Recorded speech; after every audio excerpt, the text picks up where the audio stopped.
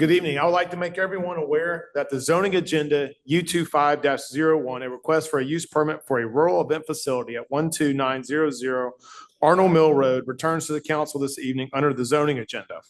Public hearings for items under the zoning agenda are governed by state law and the city's Unified Development Code. As such, there will be no opportunity for public comment under this agenda item as a public hearing has already occurred and is closed. However, if any person wants to comment on this item, you must do so during the general public comment period provided at the beginning of this evening's meeting.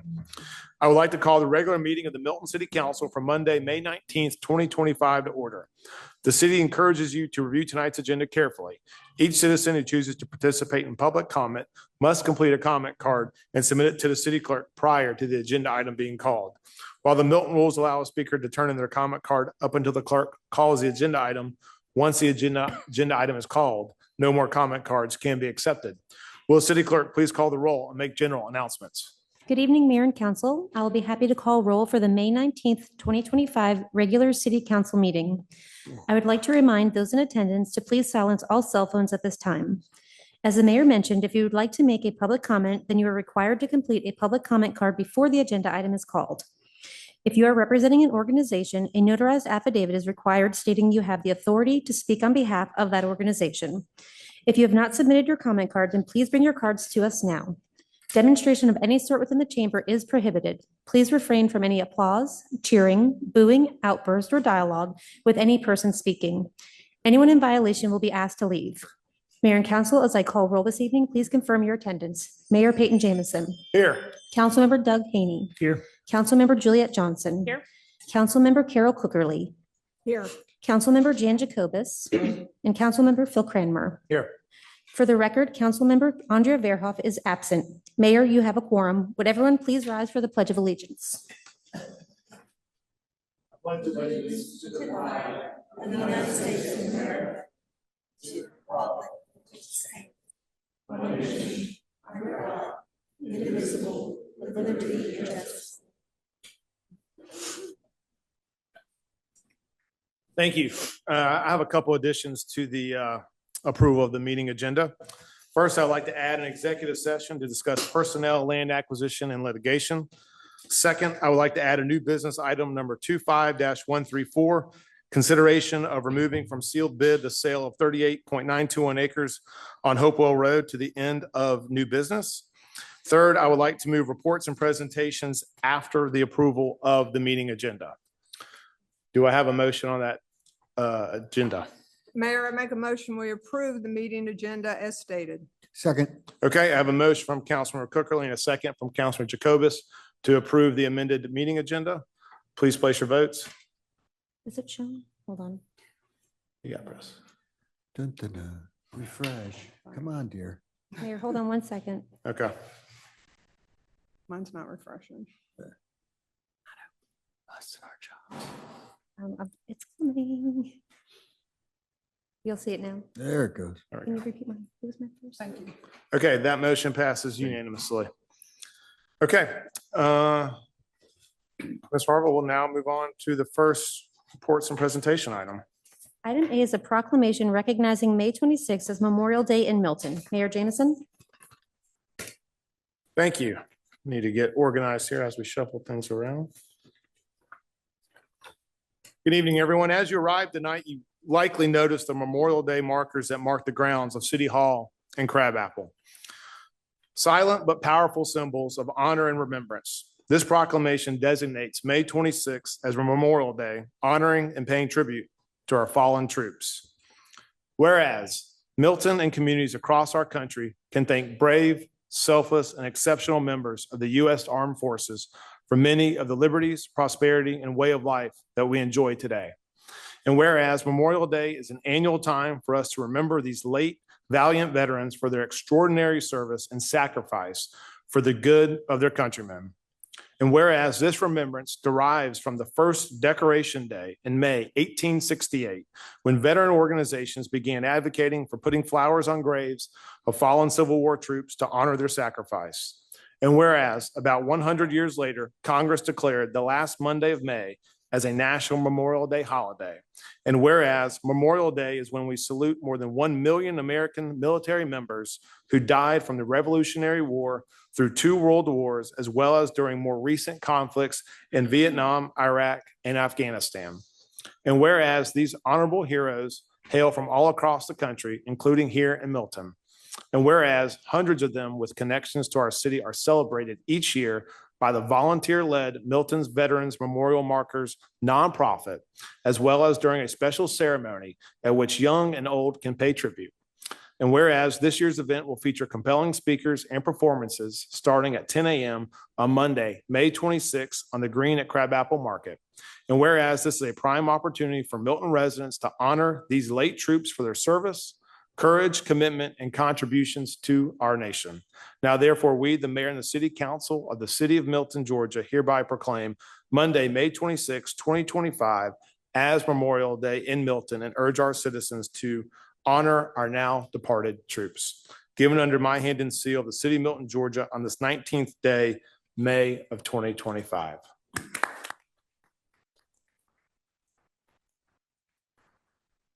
We have any veterans or anybody here that wants to honor the Memorial Day ceremony, please come forward. I know former Councilmember Lusk, Mr. Wallace is here, and Scott, anybody else?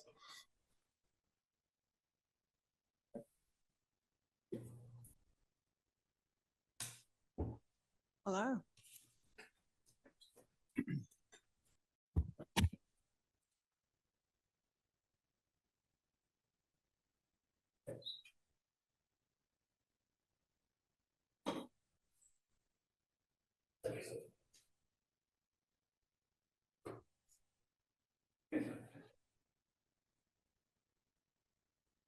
Three, two.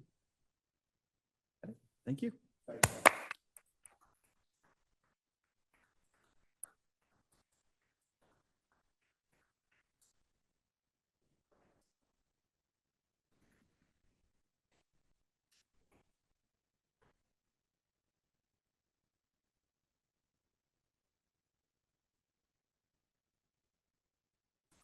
Okay, Ms. Harville, if you will please call the next item. Item B is a proclamation recognizing Public Works Week in Milton. Mayor Jameson. Thank you.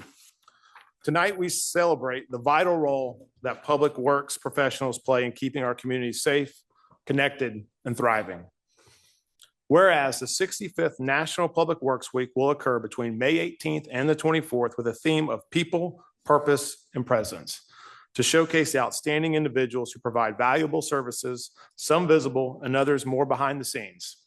And whereas the city of Milton has an exceptional public works department that plans, designs, acquires, inspects, builds, operates, maintains, and manages key infrastructure and services. And whereas it is the lead city agency when it comes to transportation, overseeing 16 traffic signals, 13 miles of gravel roads, 170 miles of paved city-owned roads, 98 miles of sidewalks and trails, and 14 roundabouts. And whereas Milton Public Works also manages several municipal facilities, such as City Hall, plus hundreds of acres of green space. And whereas team members have a hands-on role in many projects that enhance citizens' quality of life, such as park improvements, new city buildings, and paving and road construction. And whereas they are involved in long-term planning as well as day-to-day maintenance in collaboration with partner companies, working to keep Milton clean, safe, and well-maintained. And whereas we deeply appreciate their dedication, commitment to high standards, focus on service, and determination to do what they can to make Milton an even better place. Now, therefore, we, the mayor and the city council of the city of Milton, recognize May 18th to the 25th as Public Works Week in Milton and celebrate the team members behind these important projects and services given under my hand and seal of the city of Milton, Georgia on this 19th day, May of 2025.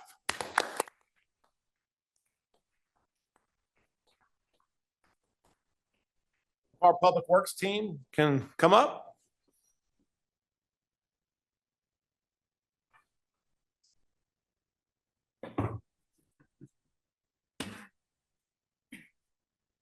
Hello, hello, congrats. You deserve it.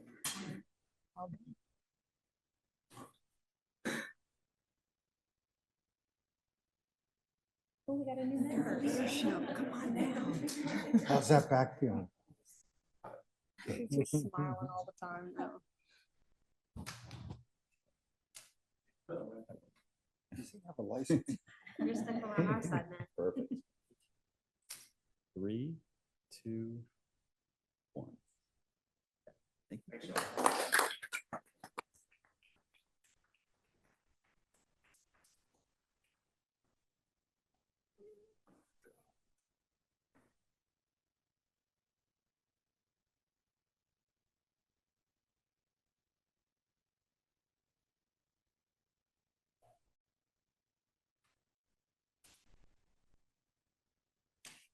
Okay, Ms. Harville, if you will read the next item. Mayor, our final reports and presentations item is a proclamation recognizing EMS Week in Milton. Thank you. Emergency Medical Services Week is a time to honor the life-saving work of paramedics, emergency medical technicians, dispatchers, and all EMS professionals who serve on the front lines, upholding the highest standards of emergency care in our community every day. Whereas every Milton firefighter is an emergency medical services professional, including 43% trained as paramedics and the remainder as EMTs. And whereas they routinely demonstrate their expertise, diligence, compassion, and effectiveness to provide critical, timely, and sometimes life-saving care to members of our community. And whereas these contributions are worth recognizing all year round, but especially between May 18th through the 24th, which is the 51st edition of EMS Week. And whereas paramedics and EMTs are on the job 24 hours a day, 365 days a year, responding to millions of 911 calls annually, the majority of which result in transport to local health facilities. And whereas these professionals also offer support for chronic illnesses, preventive care, health-related education, and other vital non-crisis services by the Milton Fire Cares program. And whereas our firefighters relentlessly pursue progress as evidenced by dramatic improvements in average response times, cardiac arrest survival rates, and other key measures. And whereas time and again, members of the internationally accredited Milton Fire Rescue Department set the highest standard, seek and enact the most successful solutions, and go the extra mile for our citizens. And whereas we salute their excellence, skill, talent, and commitment to stepping up to make an impact when people need it most. Now, therefore, we, the mayor and the city council of the city of Milton, recognize May 18th to the 24th as EMS Week and celebrate outstanding paramedics and EMTs who heroically serve our community. And this is given under my hand and seal of the city of Milton, Georgia on this 19th day, May of 2025.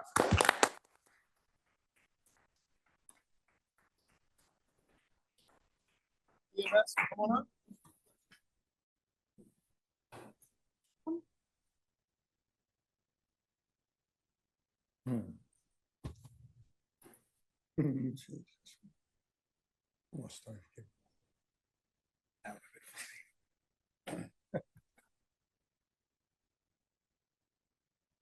Gunshot these days. I know, he's watching you. It's him.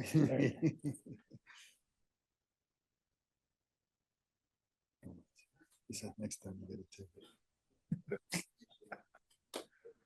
Would be deserved. Here, you know it, and then. Hello. You guys Thank you, rotate more guys. this way. Chief, did you get that Low Country Boy tonight? And actually, Did you get that council, Low can Country you Boy? guys scoot over this way?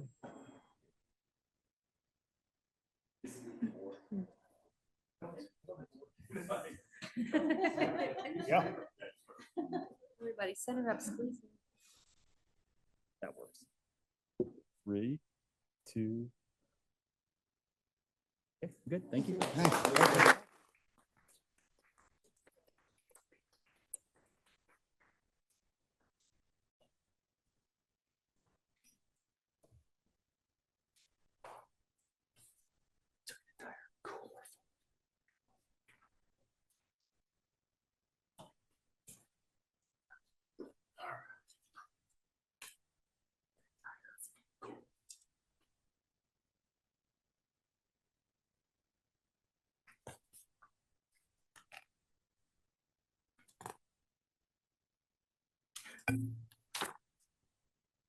Okay. All right, you ready? Public comment? Yep, I want to do the. Okay.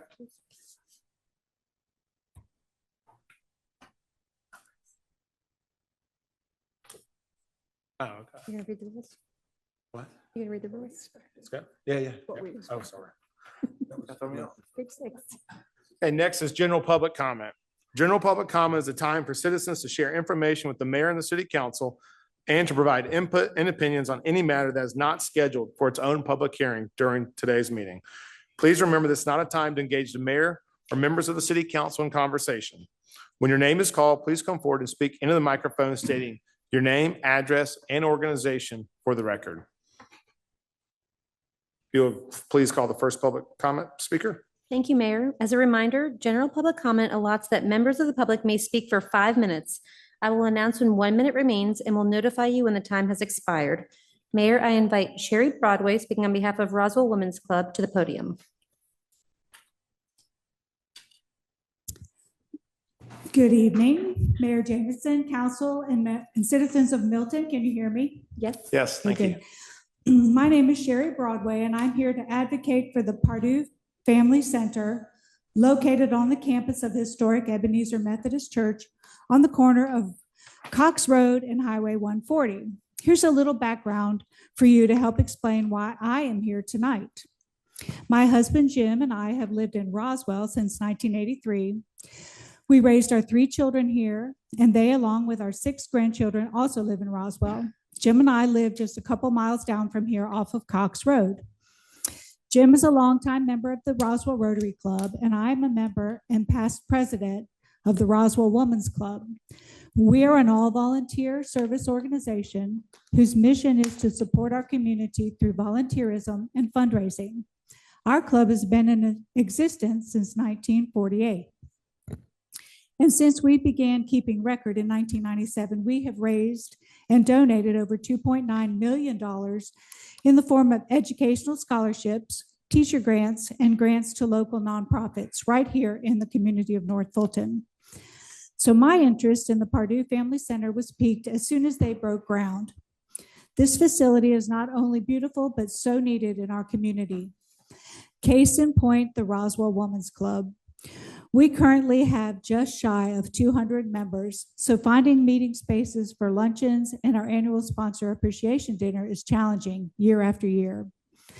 After reaching out to church leadership, Bill Humphreys and Robbie Underwood were so gracious and gave several of us a private tour. We were blown away by the amazing craftsmanship, the state-of-the-art lighting, a full commercial kitchen, and multi-purpose meeting spaces, and so much more. Needless to say, we are excited for the possibilities, and more importantly, we are impressed by their mission, which is to provide opportunities not only to the nonprofit community, but the entire community. I fully support this mission. Mr. Underwood also shared details about how the church has meticulously established rules surrounding the usage of this incredible and much-needed event space.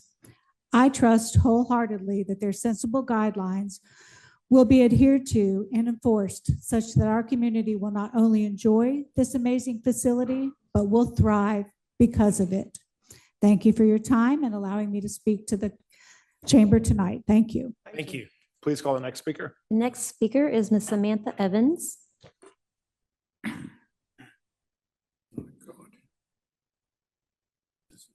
Evening, I'm Samantha Evans. My family lives at 507 Etris Court. You've heard a lot from me lately over the past few weeks, so I just wanted to take a couple of minutes during general comment to close the loop on what's felt like a part-time job over the last 8 weeks. Through a City of Milton Facebook post about the Planning Committee meeting on March 26, we learned about Ebenezer Methodist Church lease of their donated debt-free building to a catering company and that they were applying for a rural event permit. We were absolutely shocked to learn that this property, which we can see from inside of our home, which has been a church for over 170 years, would now be a commercial venue. We dropped everything to make sure that the community's voice was heard, since we were not given that chance before it came to the city council and mayor for a vote.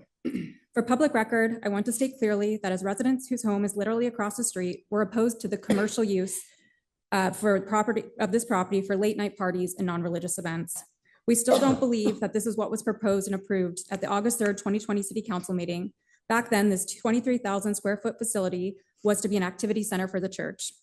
I went back and watched the meeting, which is still on YouTube. It certainly was never made clear that the outdoor pavilion would include professional lighting and sound equipment and amphitheater seating. We hope that in the future, the property owners of this event center and the city of Milton will keep us and our neighbors in mind if zoning and permitting changes are proposed this close to our homes. We'll certainly be paying attention.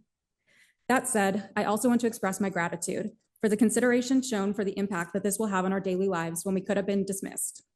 I want to thank council members Carol Cookerly and Doug Henney for taking my phone calls before the May 5th City Council meeting to hear our concerns. I want to thank Councilmember Jan Jacobus for actually meeting with me in person. He showed great active listening and compassion.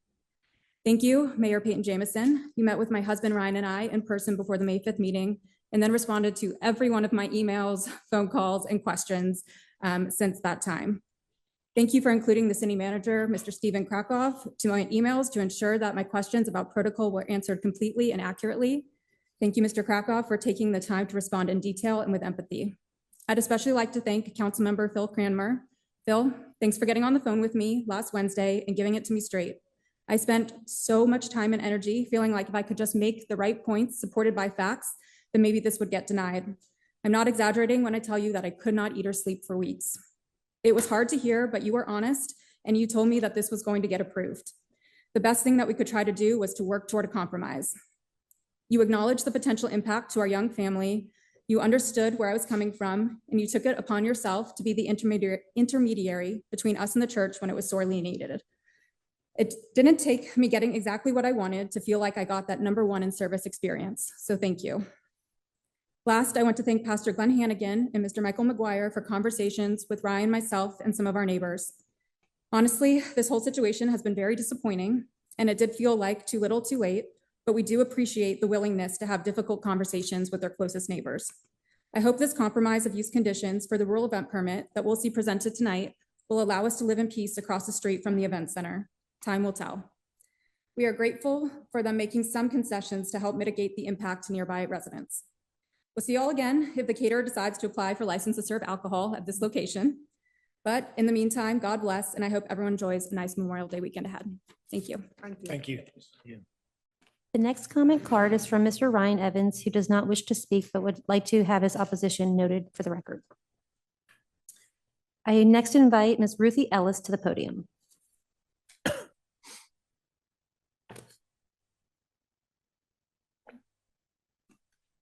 Good evening. My name is Ruthie Ellis, and I live at 12883 Eatrice Walk in Crabapple Oak subdivision, the neighborhood directly across the street from Ebenezer Church. Thank you for allowing me to speak to you one more time in regards to Ebenezer Church and the request for a rural event facility permit. As we have all acknowledged, this new building is a beautiful facility for our community. But as you can imagine, this is nothing that we anticipated the little white church on the corner would build. This facility was proposed as a community center for the community and for the church. Instead, we now have a 23,000 square foot event facility in our residential community. You have to stop and ask yourself if we as neighbors would have agreed to this, if we ever imagined the little white church on the corner was going to use this as a third-party commercial event facility for people outside of our community and their church members. The outdoor pavilion, amphitheater, whatever you want to call it, that is fully equipped with stage lights and state-of-the-art sound system definitely has plans. I stand here as a neighbor, a homeowner, and a taxpayer of this community. And although we may live in the city of Roswell, we support your shops, your restaurants, and your businesses in this Milton community. We only wish that the Milton City Council would support us in our concern for a rural event facility being run by a third-party entity in our backyard. How would, for example, the neighborhood adjacent to Providence Baptist Church on Providence Road feel if an event facility of this size was built in their backyard? Council, do you think you would approve a rural event facility for a similar historical church? I don't think so. If this new facility at Ebenezer Church truly is a community center for the church and the community, why not limit the hours?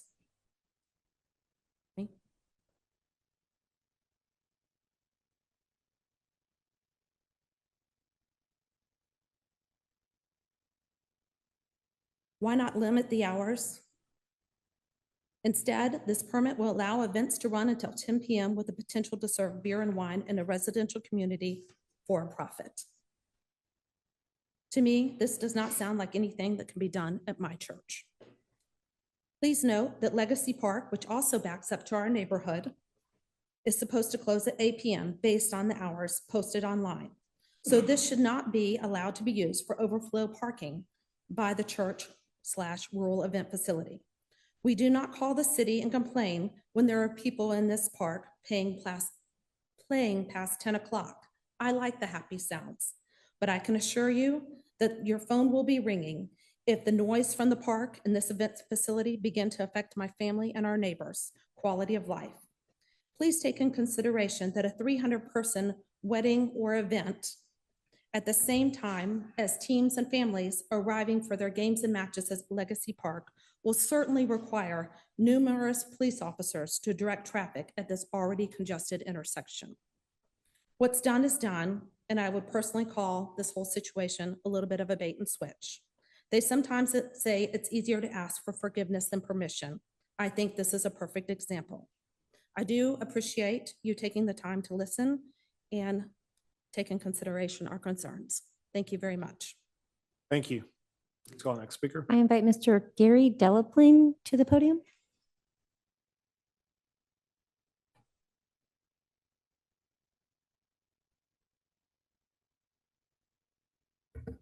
Good evening. My name is Gary Delaplane.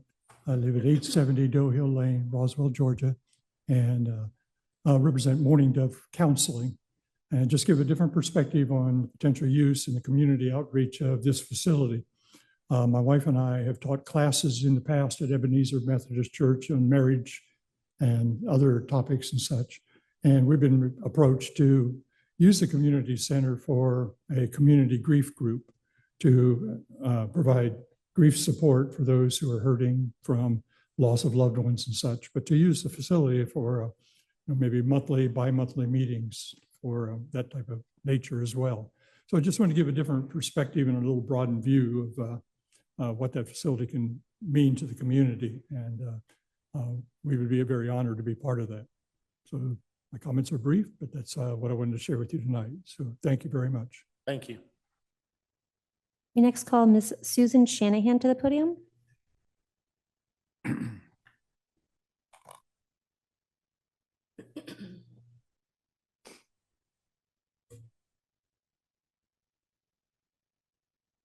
Hi, I'm Susan. Can you hear me? Okay. We're good. I'm Susan Shanahan and I live at 895 Lackey Road.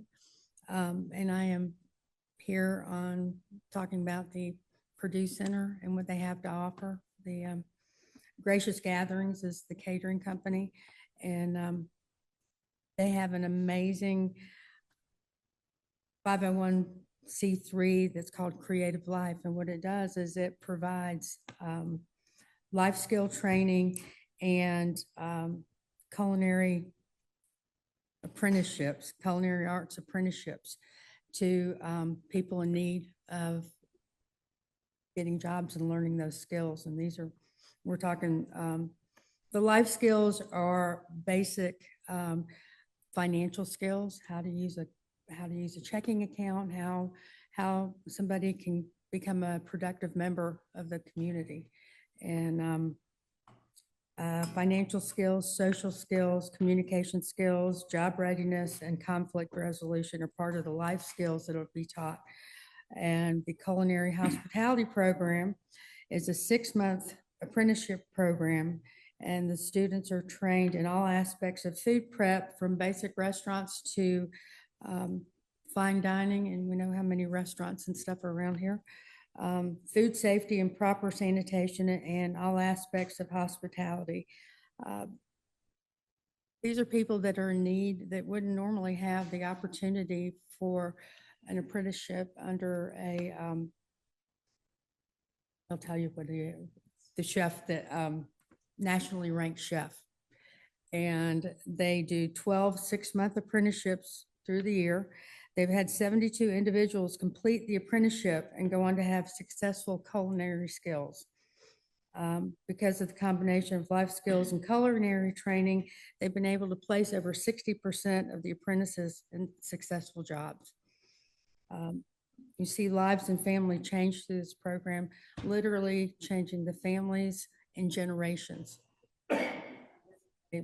Just an opportunity that most people won't have. And it is something that is provided by Gracious Gatherings as a part of their nonprofit. And so they are putting back to the community. And I think it's important to know that sometimes you got to make money so you can put it back in to help other people. Thanks. Thank you. Next is Reverend Glenn Hannigan. Please come to the podium.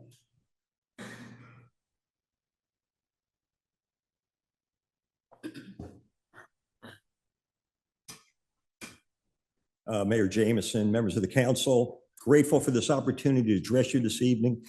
I am Glenn Hannigan. For 15 years, I've had the privilege of serving as the pastor of Spirit-filled Ebenezer Methodist Church on the corner of Arnold Mill and Cox Road. I know the council's making a decision later on this request.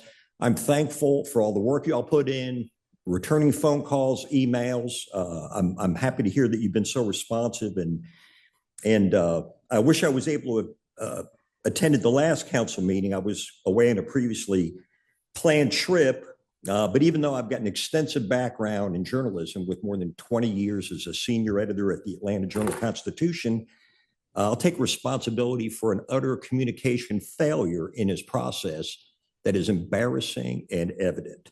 So I'm here to clarify some points. Ebenezer Methodist Church has been there for 172 years on that spot. In recent years, we've been blessed to an abundance, and more so. That church has a long history of generosity and supporting the community, and it's our intent not just to keep that going, but to expand it exponentially. After the last council meeting, I heard it was said that the pastor of the church had made a comment that we wanted to be good neighbors. I did not say that. I said I intend to be great neighbors, and I'll repeat it now for the record, and I intend us to be that way. And so it doesn't mean we're going to be perfect neighbors. We know there's going to be occasional issues with traffic and disruptions in the area.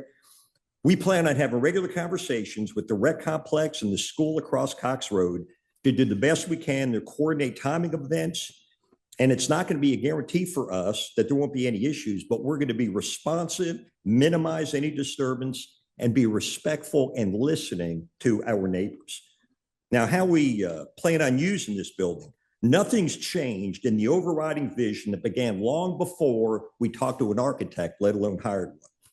I spelled out all these details in a paper I wrote for a class on visionary leadership, the Candler School of Theology at Emory, paper I submitted on February 23, 2015. This is a quote. I said, our vision is to become an irresistible lure to the area's unchurched by building a large, beautiful, multi-purpose structure. Nothing like this exists in the surrounding area. We use this new structure to draw people to our property by hosting a variety of community-friendly events. I included everything in this, from the use of weddings, concerts, community theater, scouting events, farmers markets, Sunday worship. And I used the line, I said, for people that have an event, for kids or whatever, you don't have a stage, we have one. We asked our architect to design space that'd be attractive and appealing: porches, fire pits, places for people to gather and congregate. It's exactly what he did. Up until 5 months ago, none of us ever thought of asking for a rural event center permit. We didn't know such a thing existed. That was never in the plans, had never heard of it. But because we have a commercial kitchen in the building, we knew we were going to operate that ourselves. So we've contracted with Gracious Gatherings and Chef Paul Crum to run that kitchen. He asked about the possibility of running his business from a location. We agreed for one good reason. Chef Paul loves the Lord, loves his people, uses his business to help others. He also preaches every other Sunday, so God bless him. Chef Paul, when he came to the city of Milton, asked about a specific license. Red flags went up and said, if you're going to run a for-profit business at the church, you're going to need a rural event center permit. And so that's what got us to this place. So we do plan that when we got here at that planning commission meeting, I guess there were 15 or 20 people. And I'll tell you, we weren't coming necessarily for a celebration, but we were expecting a smooth approval. I was stunned when I saw that there was opposition we didn't know about. I saw people shaking 1 their minute heads. remains. And I made the comment that I got to talk to these folks. And I think we've tried to reach out. But to explain, this church is the most loving, generous congregation I ever attended or served. We've got people that use our church with no charge. There's a new local church startup. I got 18 to 30-year-olds that have overgrown their weekday facilities. They use our facility, our church, no charge, no cleanup fee. We have a group of women from Lakeside at Ansley. 10 years ago, they needed a place to do their Bible studies. They come and use our facility. Same thing. We're happy to use it. Certainly, we're going to have fees for weddings and other things, but the profits we make, we plan on, we'll either be starting new churches, we'll be digging wells in Africa, we'll be using it to support other nonprofits, and especially to serve and reach the hurting, the stressed out, the depressed children in this community who need people to love them. I can't love them if they don't show up. Thank you. Thank you. Next is Miss Wendy Williamson. Does not wish to speak this evening, but wants for the record to know that they are in opposition to this item. We next call Mr. Scott Pass to the podium. Good evening. My name is Scott Pass. I live at 850 Arnold Mill Road in Woodstock. And the Purdue Family Center, my son is especially interested in engineering architecture. So every time we go by it on 140, slow down, Daddy, slow down. Let me look over there. And watching those exposed beams go up. I had no idea that I was going to be hopefully privileged to be a part of helping get some Alcoholics Anonymous, Codependents Anonymous, CODA, Narcotics Anonymous meeting started, that there would be some venues that actually he, at 6 years old, could also be a part of.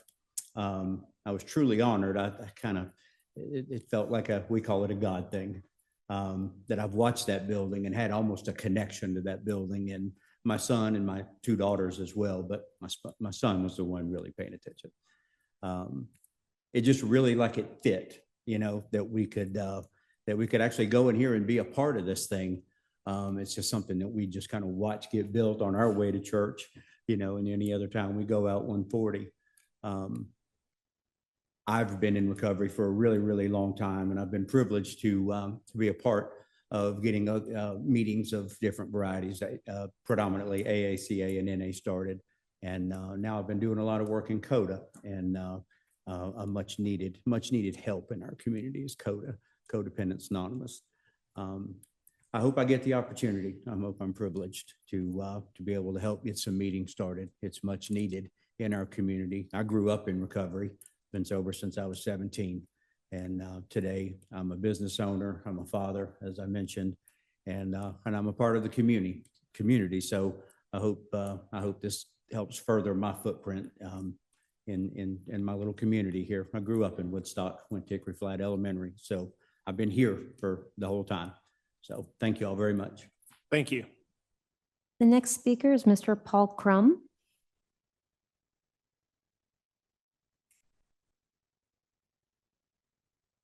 Good evening, Mayor, Council. I'm glad to be here. And I am the outside entity, as they say. I am the chef. And I just wanted to take a minute and tell you a little bit about who we actually are. Excuse me real quick. Can you say your address for the record and full name? Sure can. Thanks. Sorry about that. 5267 Amherst Drive.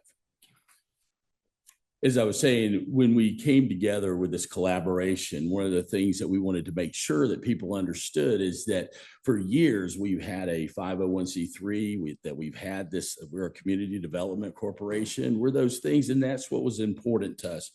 A lot of times people don't get to see behind the doors, so they say. And so just wanted to kind of give you a glimpse what's in our kitchen. And what it is an apprenticeship program, but it's not just an apprenticeship program for anybody. It's people that have proven themselves that they need to be given an extra boost, right? And so part of what we also do is we also make sure that they find jobs in the community. So what we're literally doing is we're beginning to develop good people to be in good positions in this community. And so during the collaboration, I think a lot of times people tend to think of this as it's just about money. Well, it is about money because it takes us that amount of income to be able to pay these people for those positions. These are paid internships. And so one of the things that I wanted to make very clear was we have an overall goal to make sure that it is a community development type center, that it is not just to be out there and make an income. Sure, we do have to make an income, but a lot of what we do is not just to take care of those apprentices, but how many families have been affected. And I'd like to tell you about that a little bit. We had one of the 72 that we actually got through had 8 children. She was a single mom, 8 children. And one of the biggest things that she learned was that decisions make a difference. She never thought about it that way. Had another group, another young lady who came through who was not, as we would say, the smartest one out there. But we believed in her and we thought there was a difference here. And sure enough, we had her tested and we paid for it and found out that she was a severe dyslexic like myself. And so one of the things that we began to do was we began to work with her, and she ended up with her GED. And when she graduated, she had 3 children. 2 of them had a 4.0 average, and they'd never seen their mom complete anything. It made a difference in their life. It made a difference in their family's life. And so that's what we're really about. And people keep talking about alcohol and this and that and whatever. We're anything but about that. Matter of fact, if anything, we're a little bit different with that. One of the things that we do is when we teach hospitality and we talk about alcohol, we talk about learning how to limit people and watch for certain signs if someone's had too much to drink. So we actually go into it a little bit differently, again, than most. We're not here just for a profit. If I left a facility to come here, and it wasn't so that we could make more money. It was so that I could apprentice more people. And that really is what it's all about. So I'm grateful that we have this opportunity to begin to put forth a way for people to get that extra just build up and push up in life.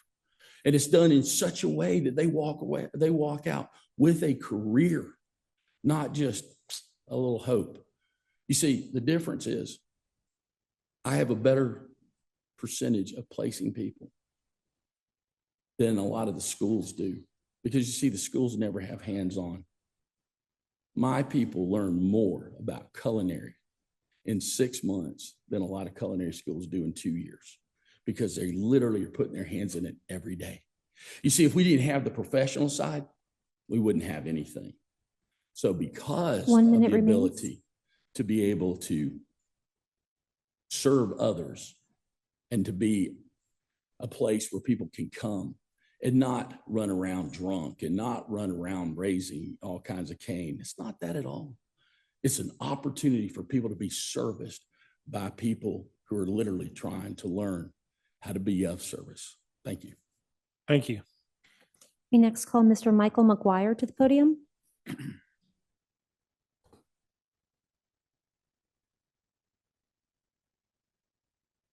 Mayor and Council, thank you. Michael McGuire, 841 East Shore Drive, Canton, Georgia. You've heard enough from me. The city's heard enough from me over the last 5 months. So I simply came here tonight to say thank you. Thank you to Robin McDonald in particular, who helped guide us through this process. The staff has been great. Thank you to the Planning Commission, and thank you to you guys who I had an opportunity to speak with. And most importantly, thank you to Ryan and Samantha, who took their time to meet with us and talk with us and email with us.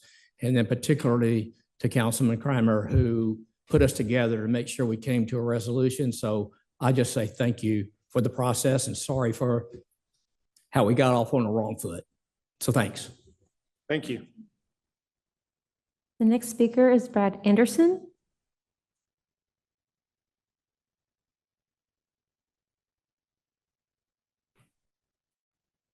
Hello, my name is Brad Anderson. I live at 450 Argonne Terrace in Canton, Georgia. Thank you for letting me speak. Hello, Mayor, and hello, Council. I appreciate the opportunity. I am not a member of Ebenezer. I don't live in Milton, but I think I have some information that might be helpful to you in this decision about Ebenezer Church. Several years ago, my family was really struggling, and we showed up at Ebenezer Church. And for 2 years, Ebenezer loved on us and gave us a place to heal, encouraged us, was there for us, provided for us, and showed us a good way. They blessed us in immeasurable ways that have helped our family tremendously. Since then, I've moved on.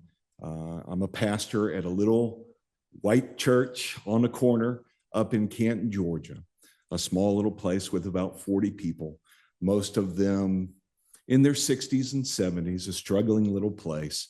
Who knows what the future holds for this church? In a lot of ways, it's very similar to Ebenezer. Little beautiful place, little picturesque building. Ebenezer's different though. The church I've come to, as I said, it's very old people in it, not a lot of resources, not a lot of money. We go there. First thing I notice is the deck on the back is completely rotted through. It's a danger to stand on. I put up caution tape so that nobody can go out there. I ask the people of the church, let's build this thing, and they say, we're too old. We don't know how to do it. Our backs aren't strong enough to do it. When they start building the new facility at Ebenezer, I go down there to take a look at it, and I run into the head of the trustees. Now, this is the biggest project that a little church could ever consider doing. He asked me what we're doing, and I said, well, do you know any of your contractors who might be able to help with decks? We've looked into it, and everybody's saying $50,000, $70,000. We don't have the money for such things. He thought about it, and he said, I think I've got a solution. I'll get back to you. Within 2 weeks, the old men, 50s, 60s, 70s of Ebenezer, were there at our door with lumber, with screws, with saws, and they built us a deck. They said they paid $3,000 for lumber. They asked for the money back. We gave them $3,000. My guess is it cost way more than $3,000. That's my guess. That's who they are. That's what they do. The purpose of this building is not, I know because when I was there, I heard their dreams all the time. It was never about making money. It was never as seen as a resource center. It was a way to touch people and love people and show them the goodness and the grace of Jesus Christ. That's all it's about for them. That's what it's about. This gives them an opportunity to do this in unique and powerful ways. They are a little white church on the corner. That's true. Something that's picturesque, something in their little cuteness that increases property values and makes the neighborhood a nice place to be. But they're more than that. They are the body of Jesus Christ. Powerful, strong, vibrant, working in the world. If you give them the opportunity to do good work in that place, to meet the people, serve the people, call them into fellowship with them, it will be a blessing to your town. It will be a blessing to the people of your town. It will increase the joy and the peace and the love 1 minute of remains. this town. Thank you for your time. Thank you.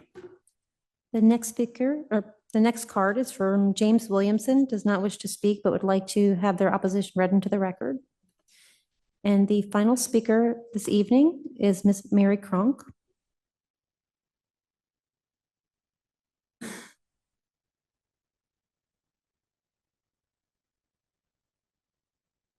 Good evening, Mary Cronk, 600 Hickory Mill Lane. My comments are in regards to the zoning agenda item for the request for use permit for a rural event facility for Ebenezer Methodist. And my concerns surround the frequency and intensity of use of the new structure. During the City Council meeting on May 5th, in response to concerns about frequency and intensity of use of the new building and pavilion, at 1 hour and 53 minutes into the meeting, Mr. McGuire stated, and I quote, I will say it this way, go back 2 years, 3 years, when this thing was approved to begin with, it was always the intention for this to be used this way. If you look at the LOI, letter of intent, that was submitted during that zoning application, Robin and I went kind of round and round, and I would give you the sense that she knows what she's doing, that's for sure. I would give her props for what she knows, but you could probably read that and think through what we're talking about here. And that LOI pretty much said that. And that was the end of the quote. It may have been the church's intention, as Mr. McGuire stated, but respectfully, that intensity and frequency of use was not communicated to the neighbors, to Milton's boards or commissions, or to the City Council, who approved the use permit back in 2020 based on what the applicant said when questioned about what that use would be. To support my statement, I want to share just a couple of examples of what the applicant and city staff said the structures would be used for back in 2020. For the first example, during the Planning Commission meeting on June 24th, 2020, when asked by a commission member about the types of concerts being planned, the applicant at that time, who was Reggie Elkins, responded at 57 minutes into the meeting, and I quote again, "If there was a church band or something like that, small Christian type music."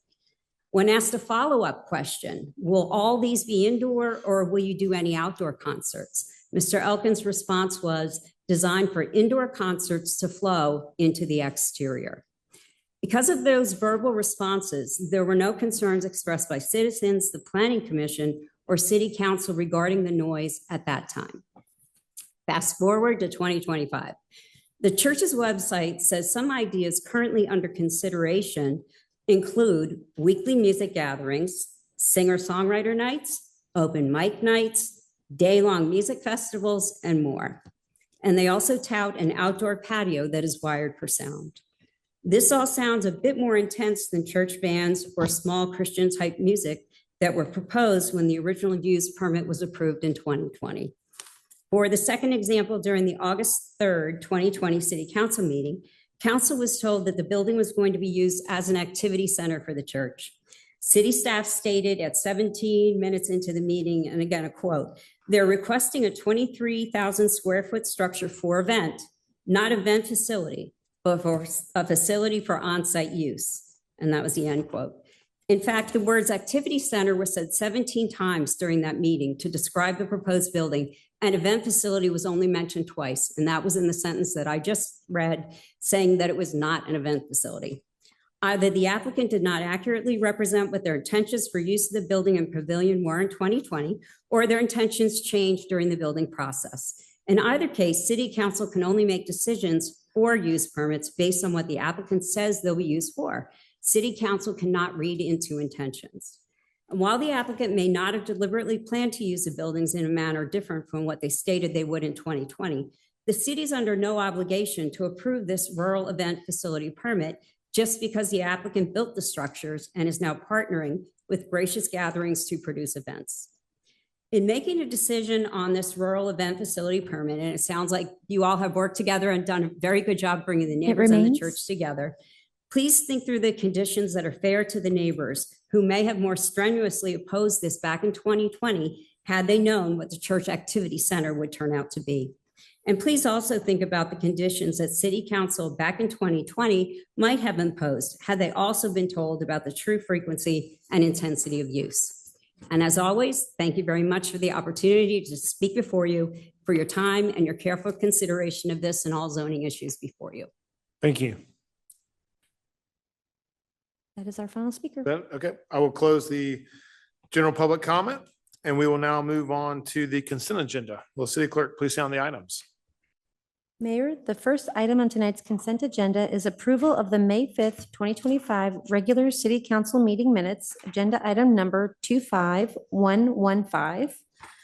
The next item is approval of the financial statements and investment report for the period ending March 31, 2025, agenda item number 25116.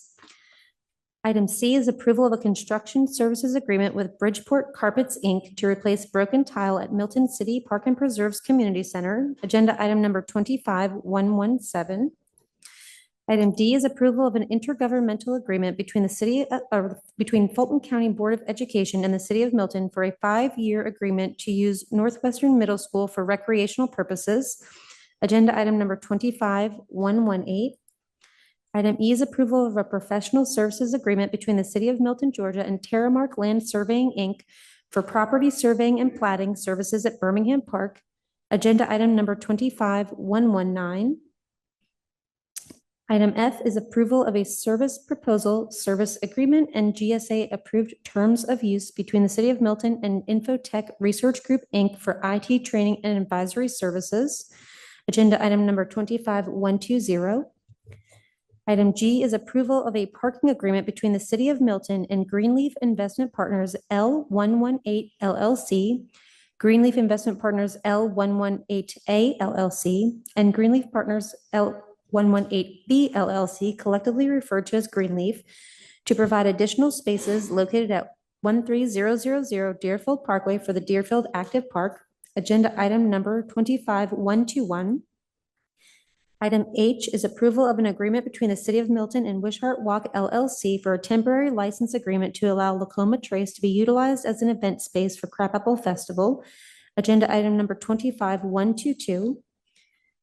And the final consent agenda item this evening is approval of subdivision plats and revisions. The first is for location and development for Nicole Pedroza and Marlon Lang, 15055 and 15075 Birmingham Highway, and 604 Glenover Drive, Land Lot 559, District 2, Section 2. It is a minor plat to reconfigure property lines for the existing 3 tracts. Tract A will consist of 2.4689 acres.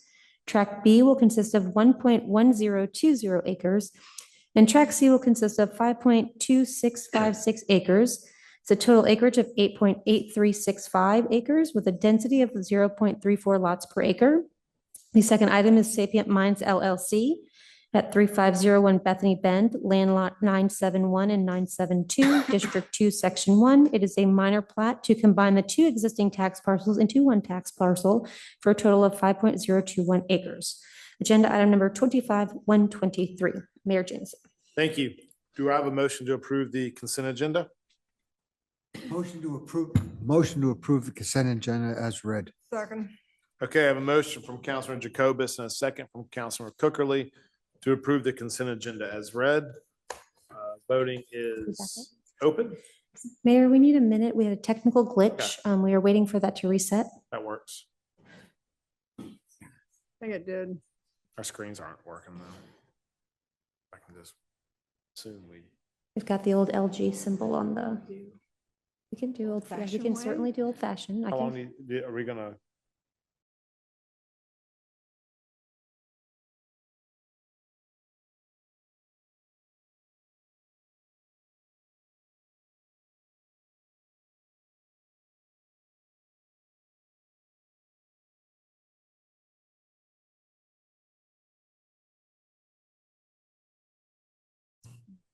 Does she need to do the rules? That was off that whole time. Oh, there we go. you hear Now me? we go. Okay. All right. Go for Okay. it. But we don't We're need the good. rules. Yes, we have another item, Robin, so we do. need We the have rules. we have do a need mul- we the have rules. multiple We have 2 items. items. So I'm just going to reread for everyone's reminder the zoning rules under the zoning agenda, although we will only have a hearing under the second item. When the mayor and city council consider a zoning agenda, these items include rezoning petitions, modifications of zoning, use permits, and associated concurrent variances, in addition to ordinances, resolutions, and text amendments. The applicant and all those speaking in support of an application will be allowed a total of 10 minutes to present the petition. The opposition will also be allowed a total of 10 minutes to present its position. If time remains, the opposition will be allowed to rebut. The applicant may choose to save some of the time of rebuttal for following the presentation by the opposition. Since the burden of proof is upon the applicant will be allowed to make closing remarks, providing the time remains within the allotted time. Those called to speak will be taken in the order in which the cards were received by the city clerk prior to the beginning of tonight's meeting. All speakers will identify themselves by name, address, and organization, if applicable, before beginning their presentation.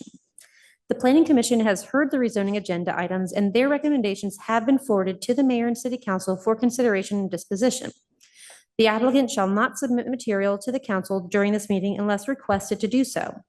All material that you wish to be reviewed by the council in consideration of your application should have already been submitted to the Community Development Department and is included in the normal distribution of packages to the council. When an opponent of a rezoning action has made within 2 years immediately preceding the filing of the rezoning action being opposed, campaign contributions aggregating $250 or more to a local government official of the local government which it will consider the application, it shall be the duty of the opponent to file a disclosure with the governing authority of the respective local government at least 5 days prior to the Planning Commission meeting. A violation of relevant state statute constitutes a misdemeanor. Therefore, if you have contributed $250 or more to a council member and you have not filed a disclosure prior to the Planning Commission meeting, the city attorney strongly suggests that you have someone else speak on your point of view. Our first zoning agenda item this evening is consideration of U 2501, located at 12900 Arnold Mill Road, zoned AG1 agricultural, to request a use permit for a rural event facility, section 8.7.1.h of the UDC, for a maximum of 300 attendees within the existing 23,000 square foot activity center on a 6.61 acre property. The public hearing was held on May 5th, 2025's regular city council meeting. The zoning agenda vote was deferred at the May 5th, 2025 regular city council meeting to this evening's May 29th, 2025 regular city council meeting. Agenda item number 25099, Mayor Peyton Jameson. Thank you. To confirm, the public hearing for this agenda item is closed. Before we move to vote, I would like to call Ms. Robin McDonald, who will present the item. Thank you. A little more technical difficulty, but we're going to do the overhead old fashioned. There we go.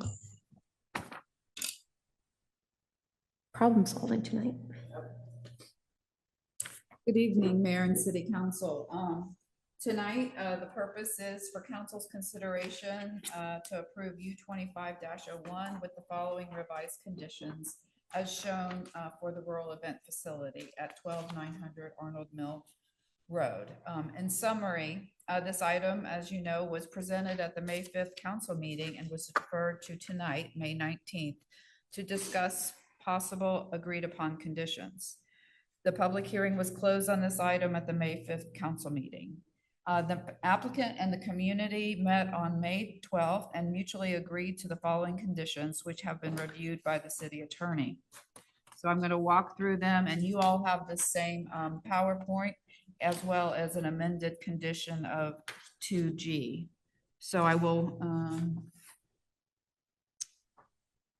anything that's highlighted is amended or new. So we have condition 1A, which is for the rural event facility with a total of 23,000 square feet. That's was previously presented to you. 1B is existing accessory structures to include the existing pavilion with outdoor fireplace and adjacent outdoor use. Then 2A speaks to substantial compliance with the site plan received on February 11 with additional verbiage. And then we step down to 2B, which is amended from the previous meeting.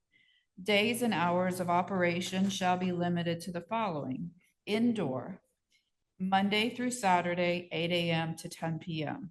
B, Sunday, 8 a.m. to 9 p.m. Days and hours of operation for the outdoor pavilion, Monday through Sunday, 8 a.m. to 8 p.m.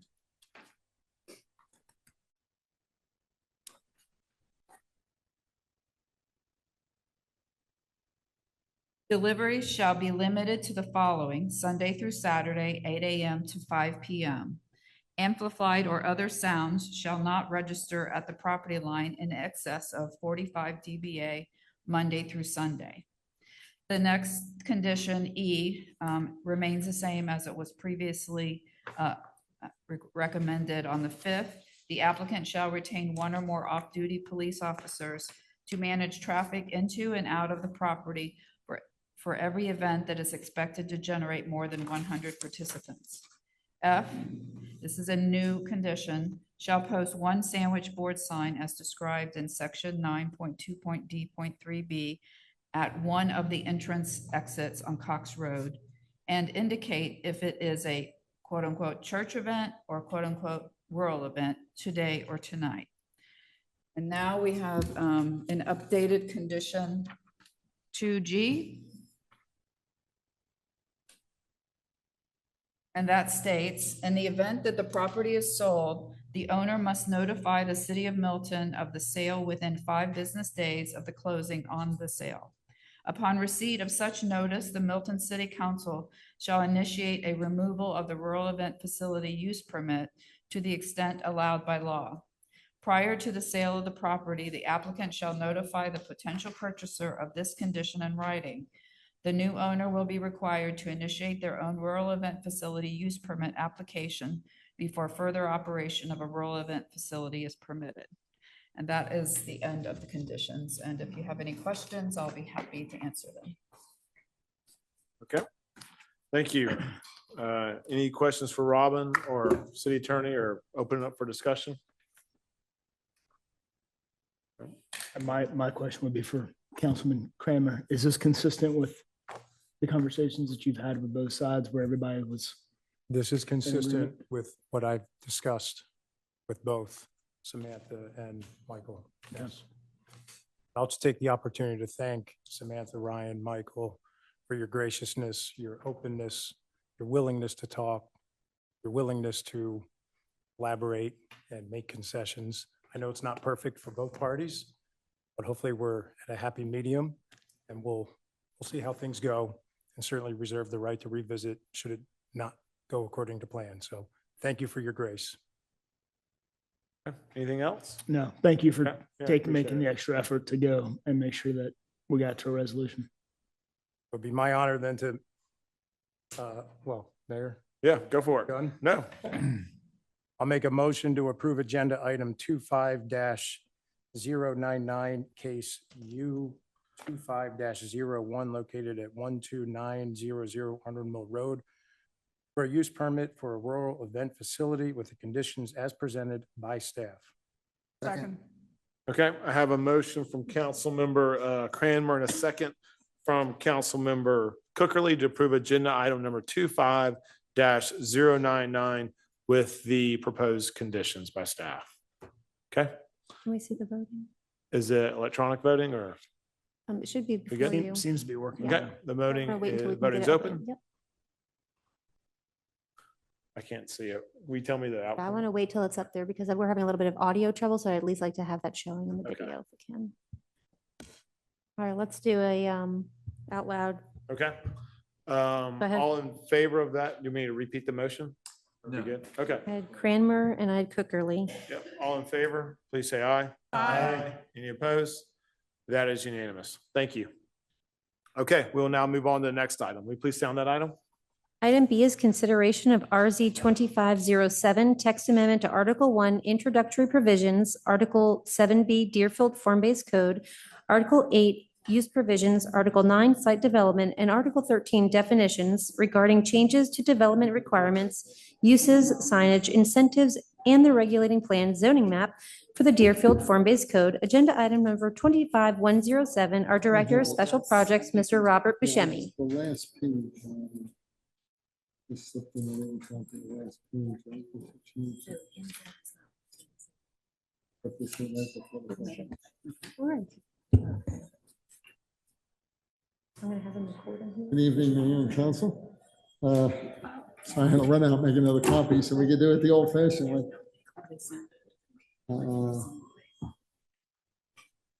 I thought she read it. Oh, yeah, I said our Director of Special She read Projects, it. Mr. Robert sorry. Buscemi. no, See, I just want to she make read it. sure. Robin messed up your introduction. No, I'm Sorry. sorry. I'm sorry. I just want Hi, to make Mayor, sure. Council, we're here tonight to look at the code text amendments for the destination Deerfield. So I just want to remind the council that we've been working on this for about a year, and thanks to Greg and his team, I think the level of community input was stellar. We really, the mayor gave us a directive and a charge when we started this, so that the council saying that they really wanted the community to be engaged and really kind of guide us and let us know what they were looking for.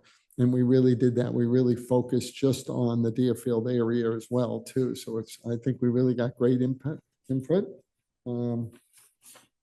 Okay, so this one, is it up there? Okay, it's up there. Okay, so the project timeline, I'm happy to report, is we're on schedule. We targeted the end of May to have this text amendment done and have the project totally completed. And just to remind everybody in the public that we are currently under a moratorium, and that after tonight's meeting, if the council so chooses to approve these text amendments, it would lift the moratorium, and then that would go away. Okay. So We did present these text amendments at the April 28th City Council meeting. So tonight's presentation will have incorporated those comments as well as the Planning Commission's comments that they provided us the Wednesday and the 2 days later, and some minor changes, last minute changes that the staff has done for cleanup and to make sure everything was put in. So let's start with the first portion, which is the regulating plan. So the regulating plan, we incorporated three different things, but the two major ones was we created sub-districts. So there were 4 sub-districts, and those were highlighted now on the regulating plan. The other one was there was a note that said maximum 8-story architecture in the T6 zone, and since we've changed that, we just deleted that note from the regulating plan. And the only change that we had on the actual land use was for Stone Creek Church. That went from portions of it were originally a T5 and a T2, and that we've created, if you look on the side, we created a T4 and a T5 on there. So if you look at that, you'll see there's a very narrow strip of T5 along Highway 9, and then the balance of it is T4. So just a quick reminder, T4 is single family detached only, and the T5 will allow some as of right townhouses and commercial, non-residential, which would be retail use.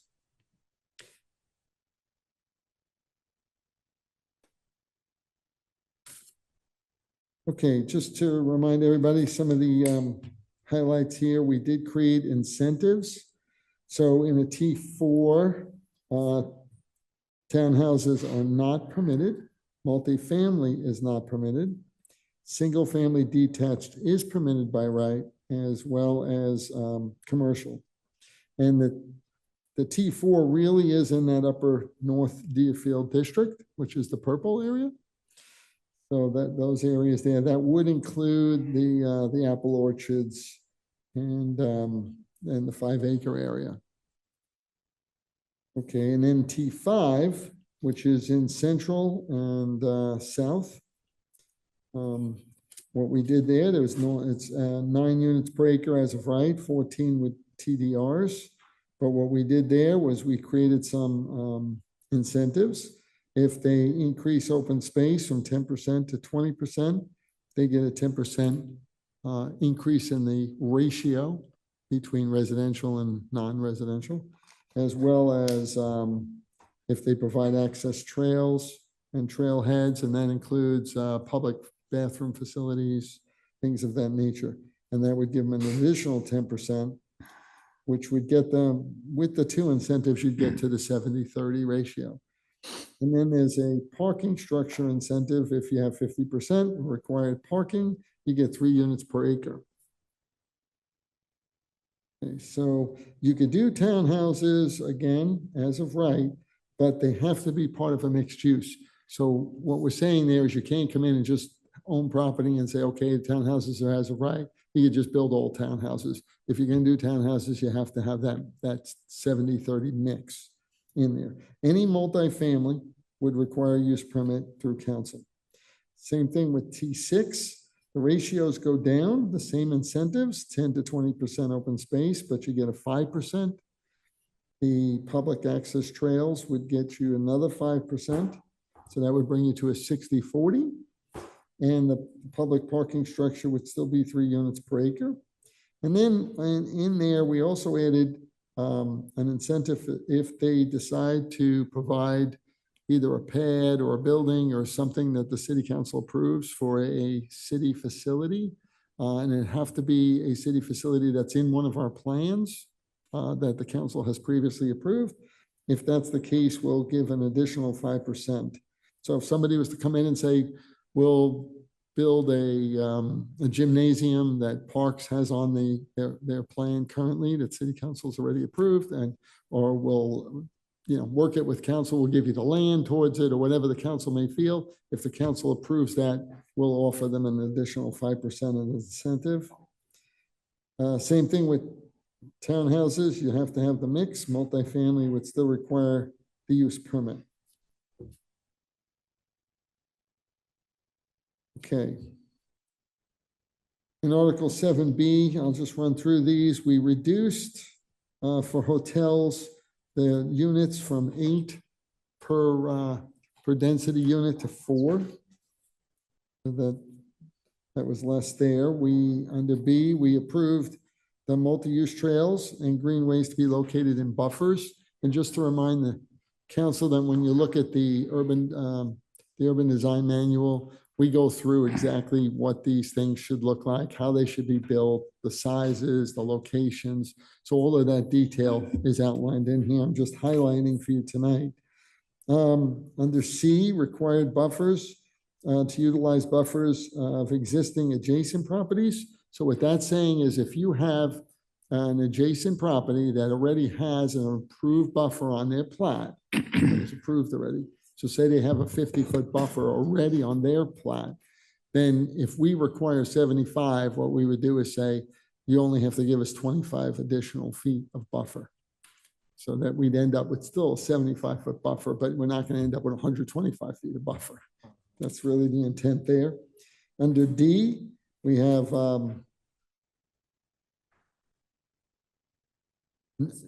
this is no buffers are required adjacent to a T2 if the T2 is being used as a non-residential use.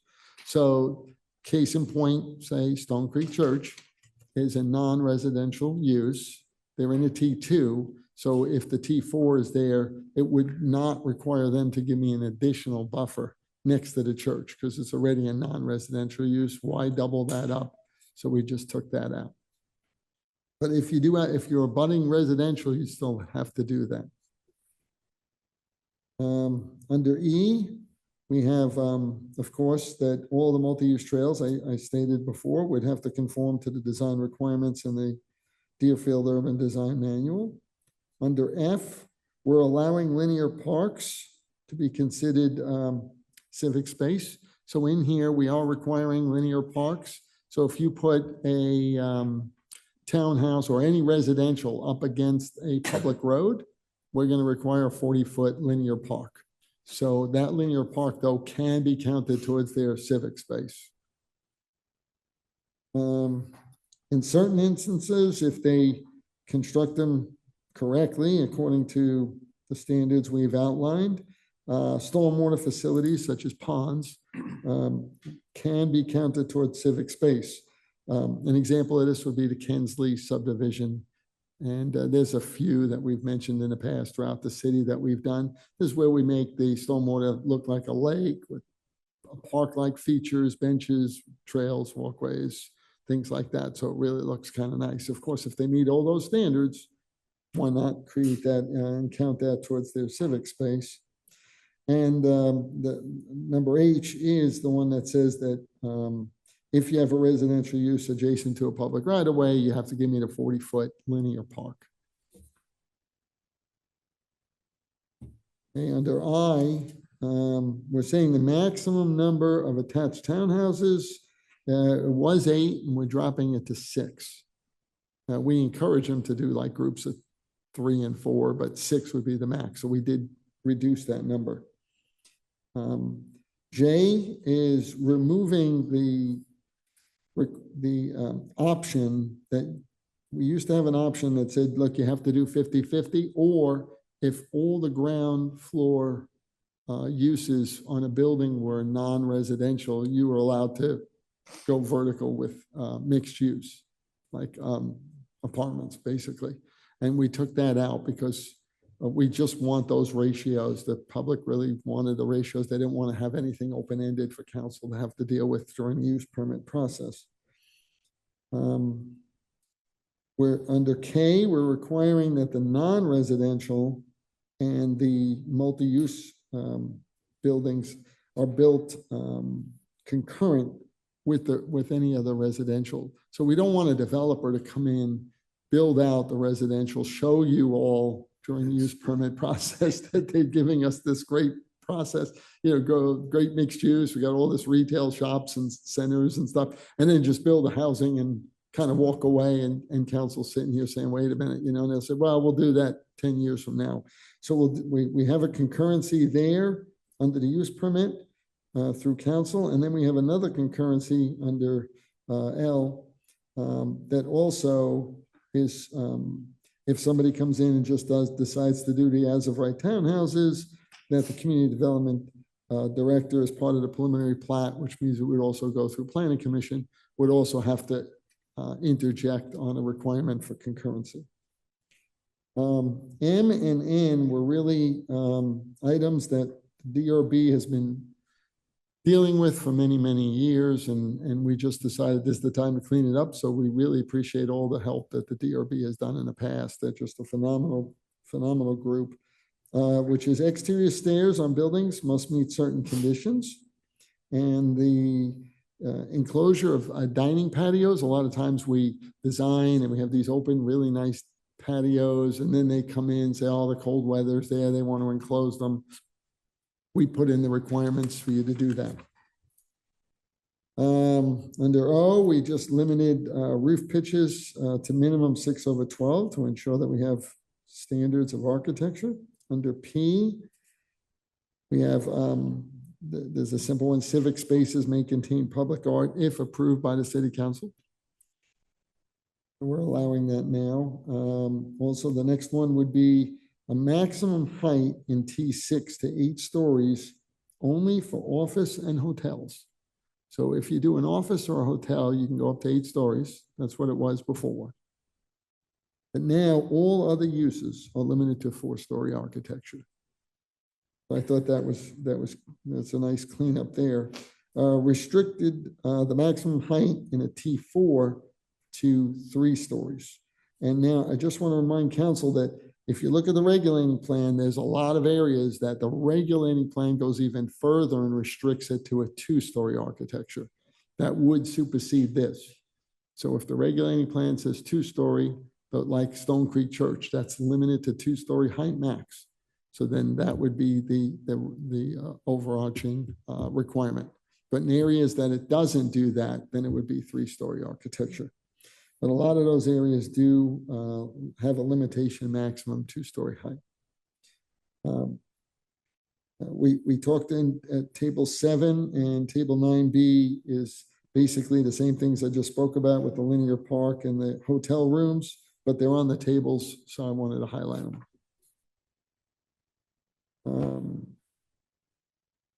Okay, the incentives we went through and the parking structure, 3 units per acre. So I just want you to know that those are in the tables. We did add those in.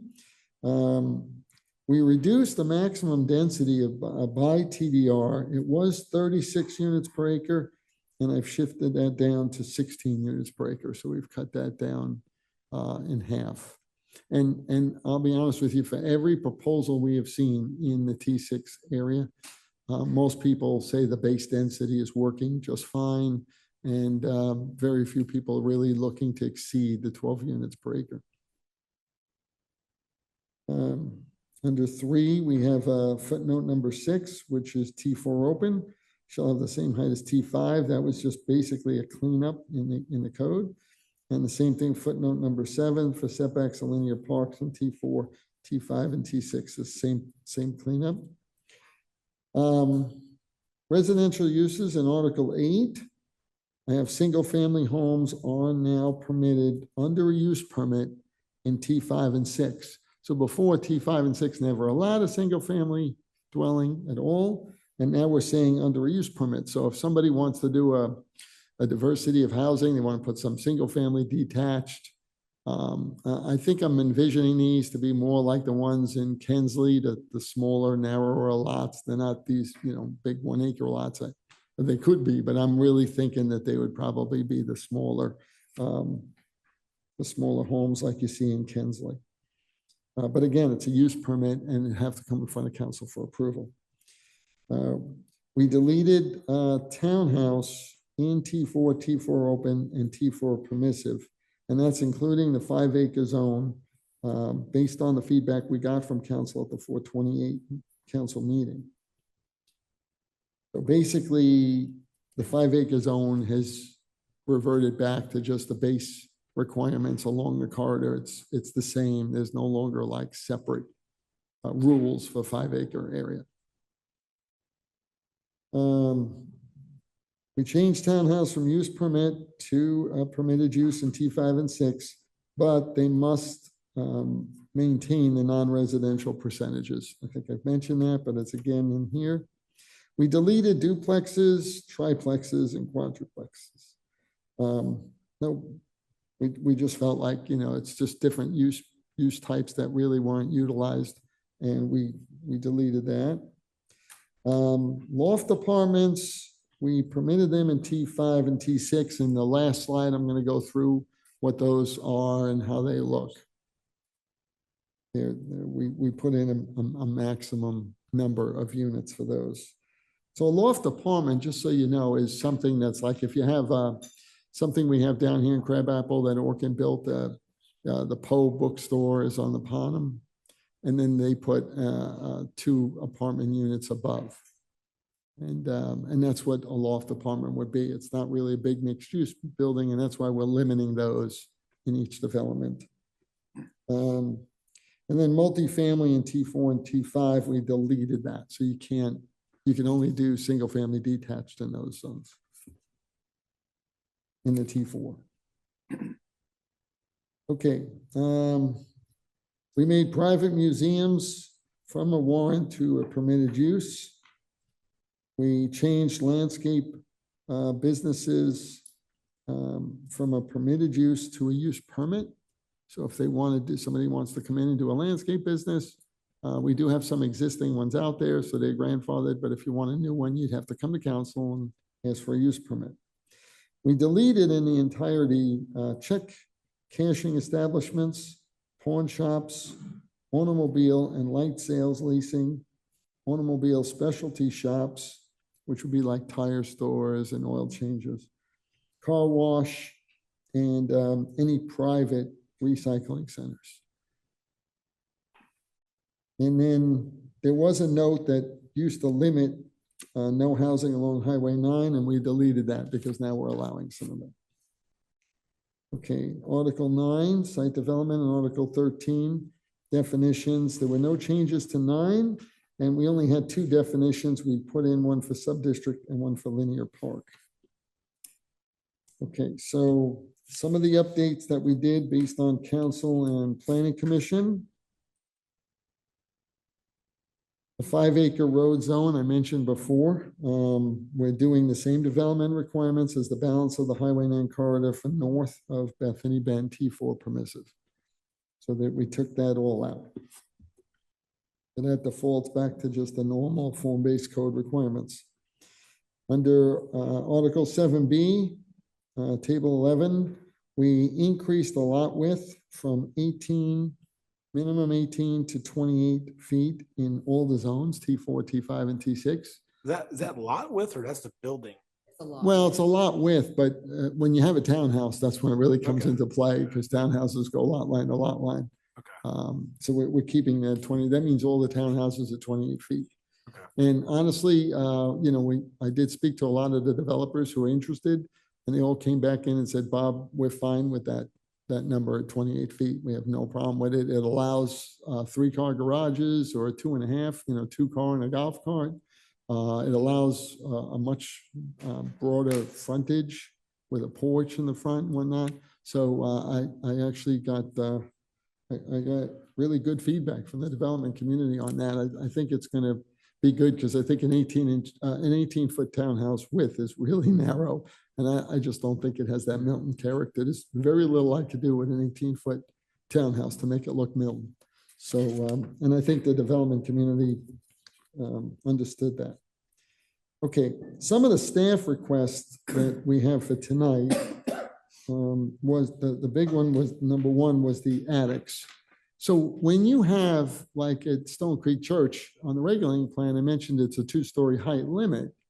But the way the code was written is the definition of a story, attics weren't included. So then if you look around, you'll see people have these livable attics. I mean, they have big dormers and outdoor patios, and they kind of classify it under an attic. Legally, it becomes an attic. It works, but it's really giving you another story. It's kind of a way around the code.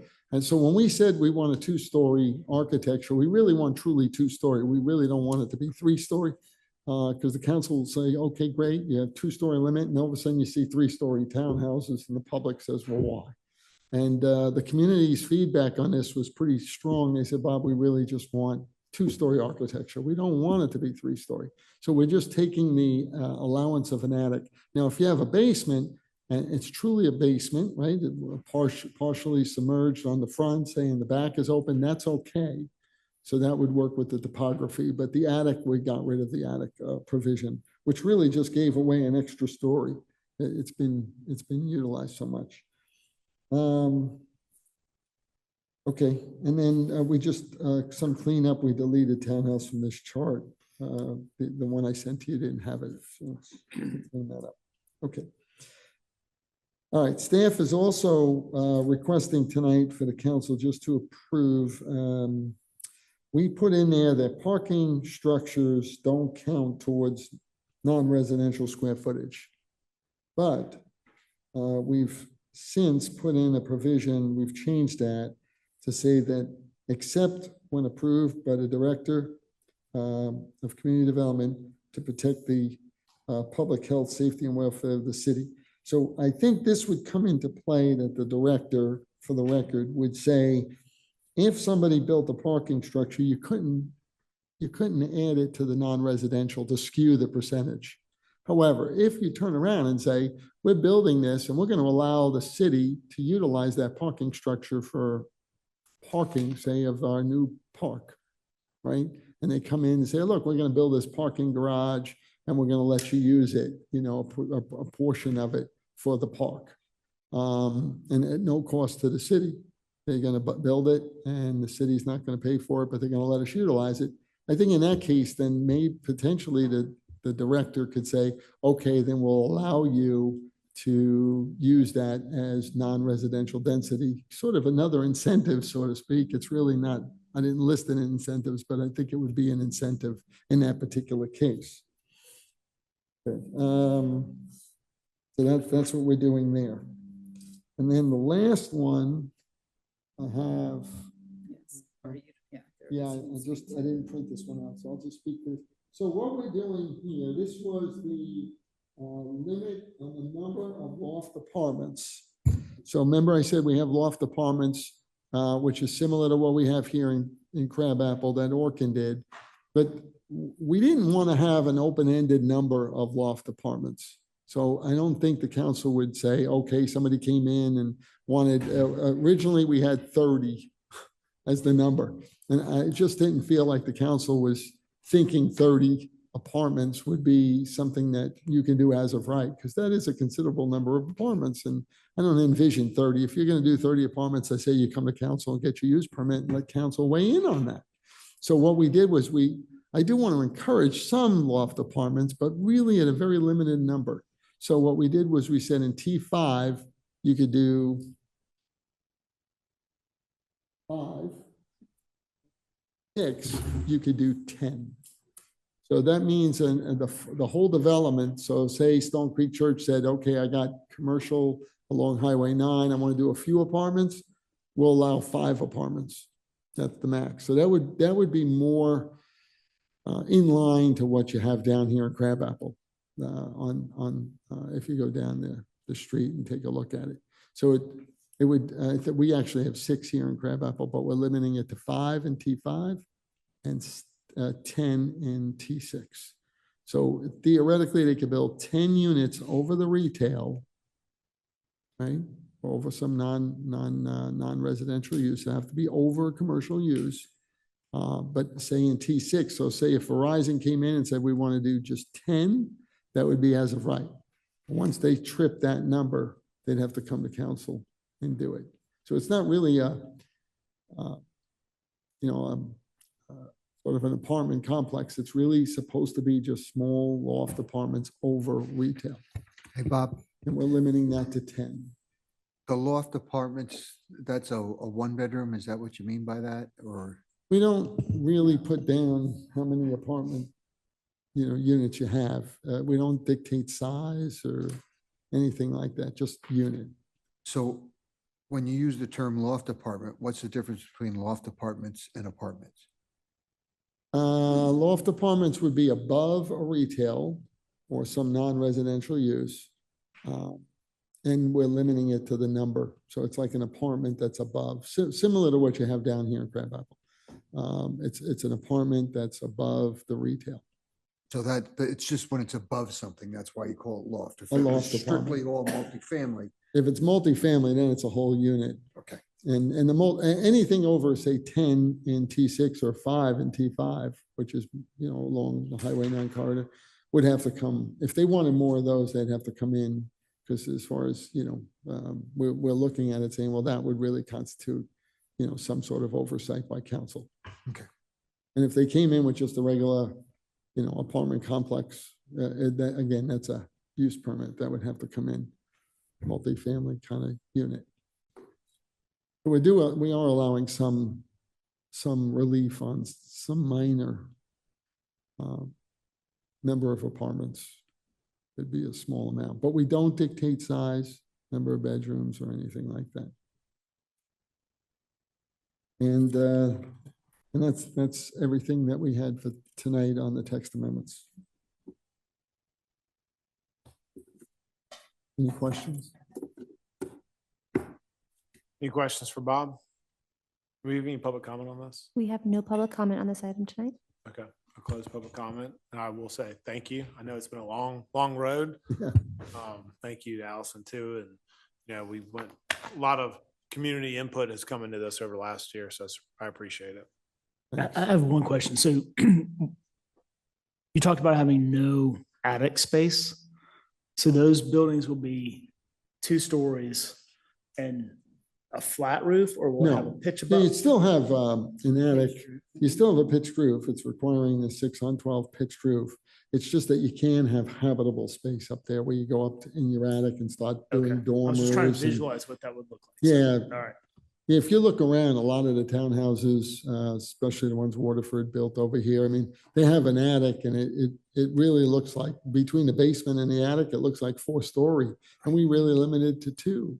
And yet when you look at the building visually, it looks like 4. So I think the intent from the community was, look, we really wanted these areas to be lower. And we don't, when I said, well, you can get an attic and it doesn't really count, it really does give you an extra floor. It's a way for them to work around the system. So we really want to make sure that we achieve the 2-story max on the height, because that was the idea.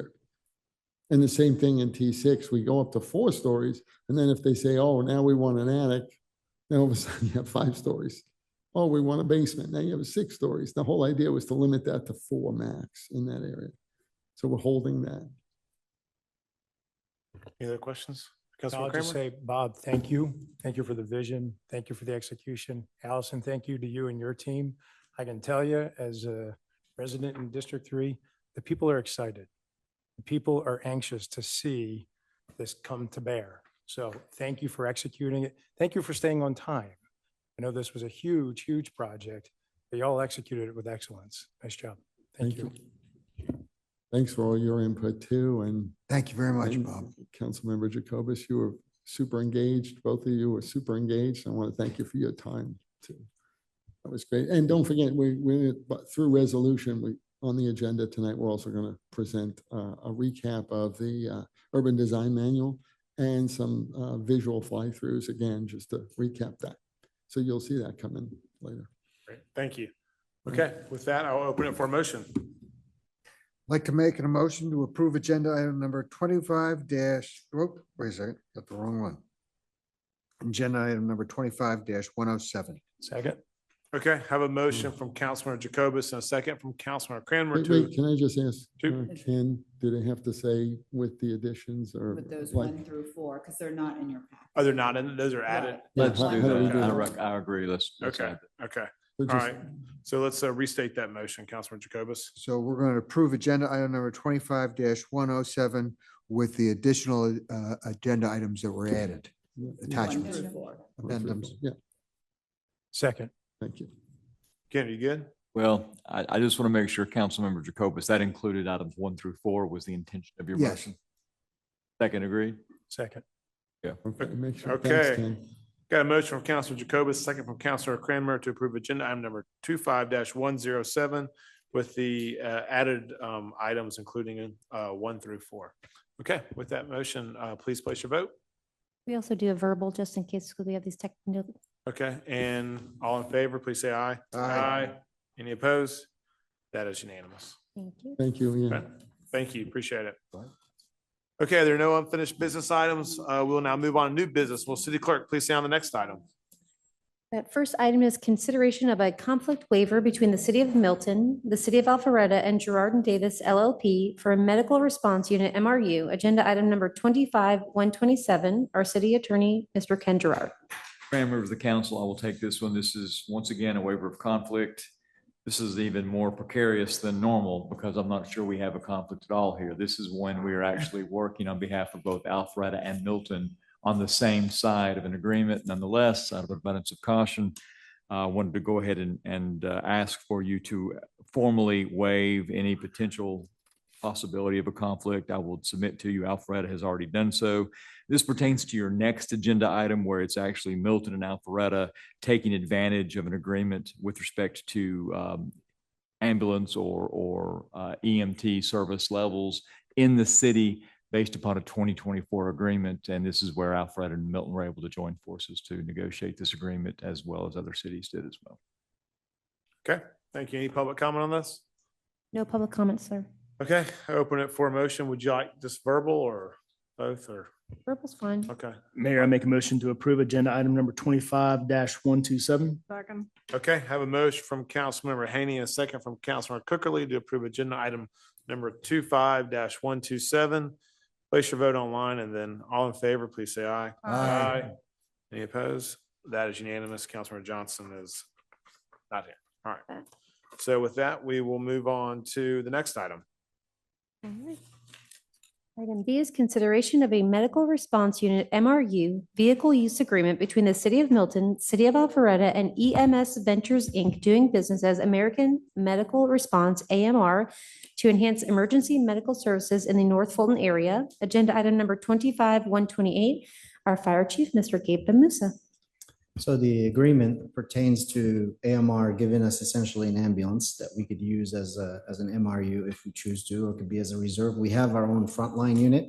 So that one will not be operating as a frontline, but it will be a reserve for us. So it'll be fully stocked, ready to go that we could use if we have to augment our response or if our vehicle goes out of service, we can use it. It's at no cost to the city, except we assume obviously registration, insurance, and maintenance and fuel. So for duration of contracts, that was originally part of the agreement that we have with AMR that we signed back a year ago. So if you have any questions, happy to answer. Any questions for Chief? Any public comment? No public comment. Okay, open it for a motion. A motion to approve agenda item 25-128. Second. Okay, have a motion from Councilor Cranmer and a second from Councilor Johnson to approve agenda item number 25-128. Place your vote and then all in favor, please say aye. Aye. All right, that is unanimous. You'll please call the next item. Item C is consideration of a resolution of the City of Milton adopting the Destination Deerfield Urban Design Manual to be used as a design tool to supplement the Deerfield form-based code and guide the look and feel of Deerfield in the future development of this area. Agenda item number 25-129, our Director of Special Projects, Mr. Bob Buscemi. Okay, good evening again, Mayor and Council. I'm going to be introducing Allison Vickers from Cooper Terry. She's got a small PowerPoint on outlining the urban design manual. I just want to remind the council that when we started this, we felt that there was a need for an urban design manual. It's not code, but it's really a guide so that when developers and people look and say, okay, I'm interested in Milton, they'd be able to look through this guide and give them an idea of what it is we're looking for. Kind of helps out. The design review board would be able to reference this as a reference tool to say, wait a minute, the reason why we're either requesting something or denying something is because that we're using this as our guide. So we really we have photos in it, and we sort of said, this is what we want, this is what we don't want. I think it's a really nice guide to really help out the development community and for staff to better explain what it is we're looking for in the future, sort of our guide. So with that, I'll Allison come up and show you. Okay, I'm gonna use my laptop.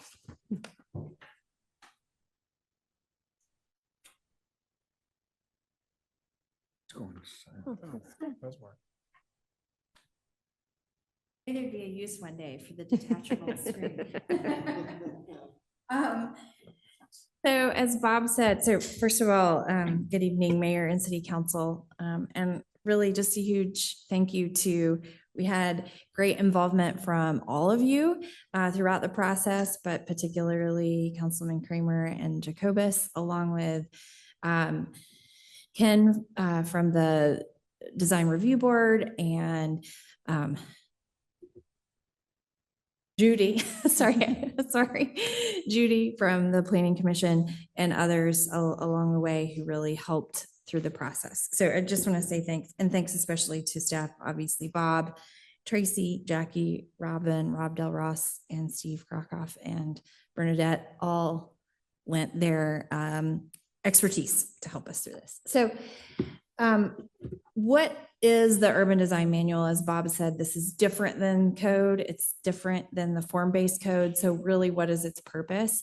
Its purpose is to more visually communicate not just massing, which is what the form-based code is meant to do, but also more detailed look and feel, as we heard from the community.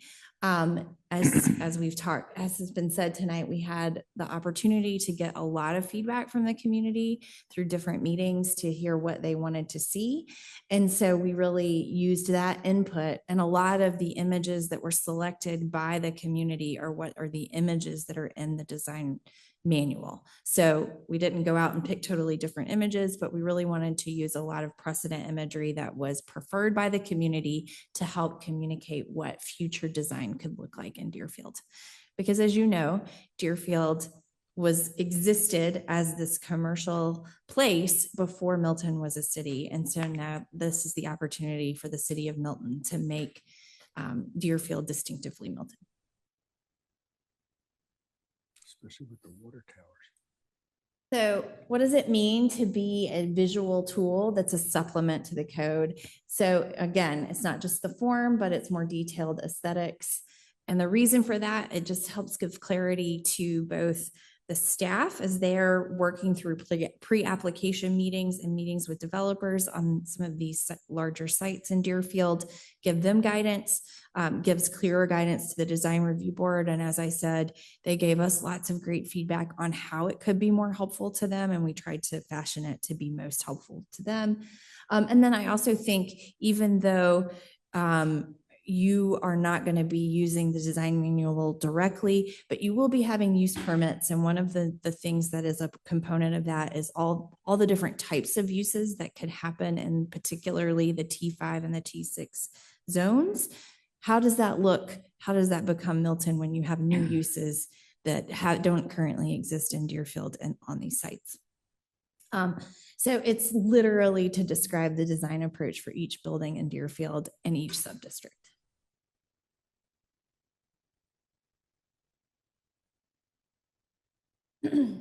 But it's not just buildings, which your form-based code is very good at, again, doing the form of the buildings and a little bit about open space, but this gives greater detailed design direction, developed closely with staff and public works, particularly on the implementation of the public realm, and probably the most commented element of the plan, the multi-use trail system. that the landscape becomes such a huge component of Deerfield, and what changes it from feeling like something that is a legacy of the pre-Milton times and becomes really a part of Milton visually, is really through the landscape in that trail and public realm system. So this design manual aims to do that and spends a lot of time doing that. It gives a finer grain breakdown of the types of open space, and Bob alluded to this a little bit. And the development of this code also helped inform the code changes, so they really speak to each other and complement one another, and then identifies potential locations for more enhanced public realm elements, hubs, green spaces, plazas, that type of thing.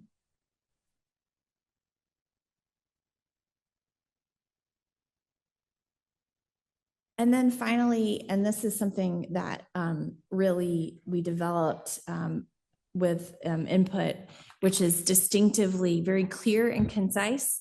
This is acceptable and this is not acceptable, and to have pictures of each. So it's easier to understand, and there's less ambiguity. There's always a little bit of ambiguity when it comes to design and taste, but we wanted to minimize that to make it very clear and easy for staff. And that clarity, again, is based on what the community communicated that they wanted to see. And the uses that we really outlined those aesthetics for, of course, a retail, low-rise residential. So we worked closely to have images that talked about just what Bob was saying about the attic. So again, Commissioner Henney, you asked the question of what it looks like. We tried to make sure we had examples of that. What is it to have a true two-story residential? What multifamily residential can look like, office, hotel, light industrial and other uses, and civic uses as well. And with that, any questions? Any public comment on this? Got a question. Shoot. Yeah.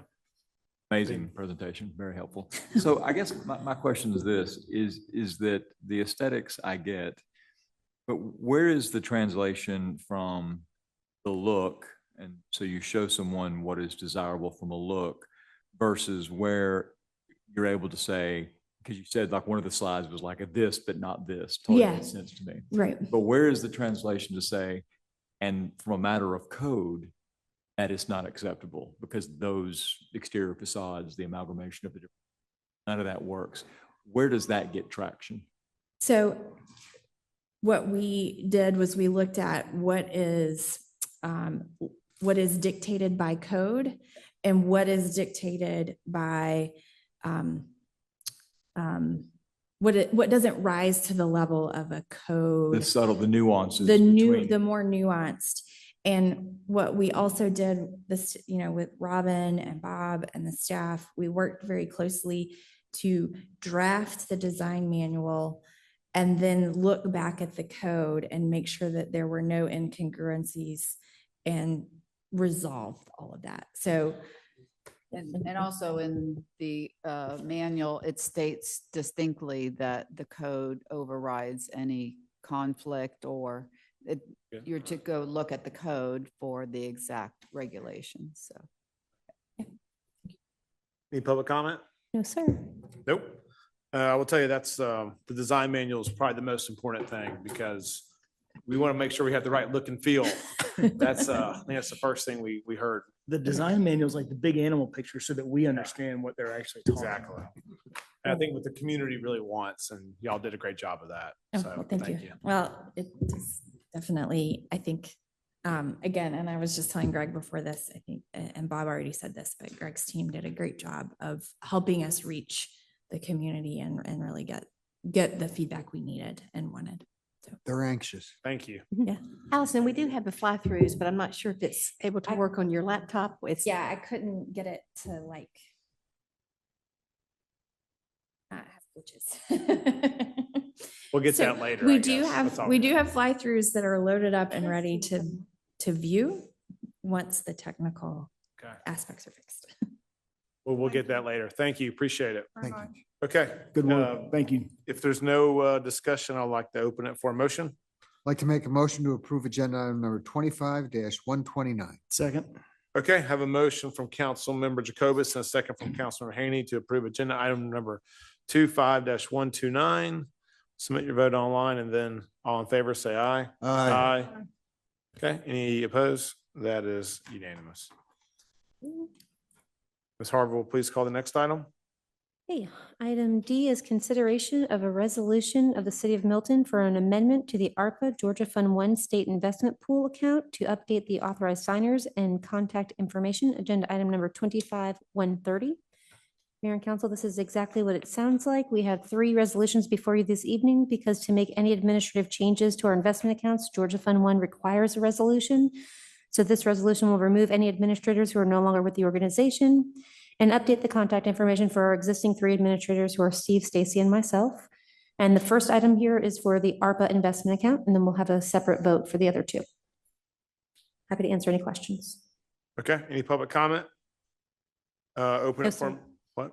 No public comment. Okay, I'd like to open it for a motion. I'll make a motion to approve agenda item number 25-130. Second.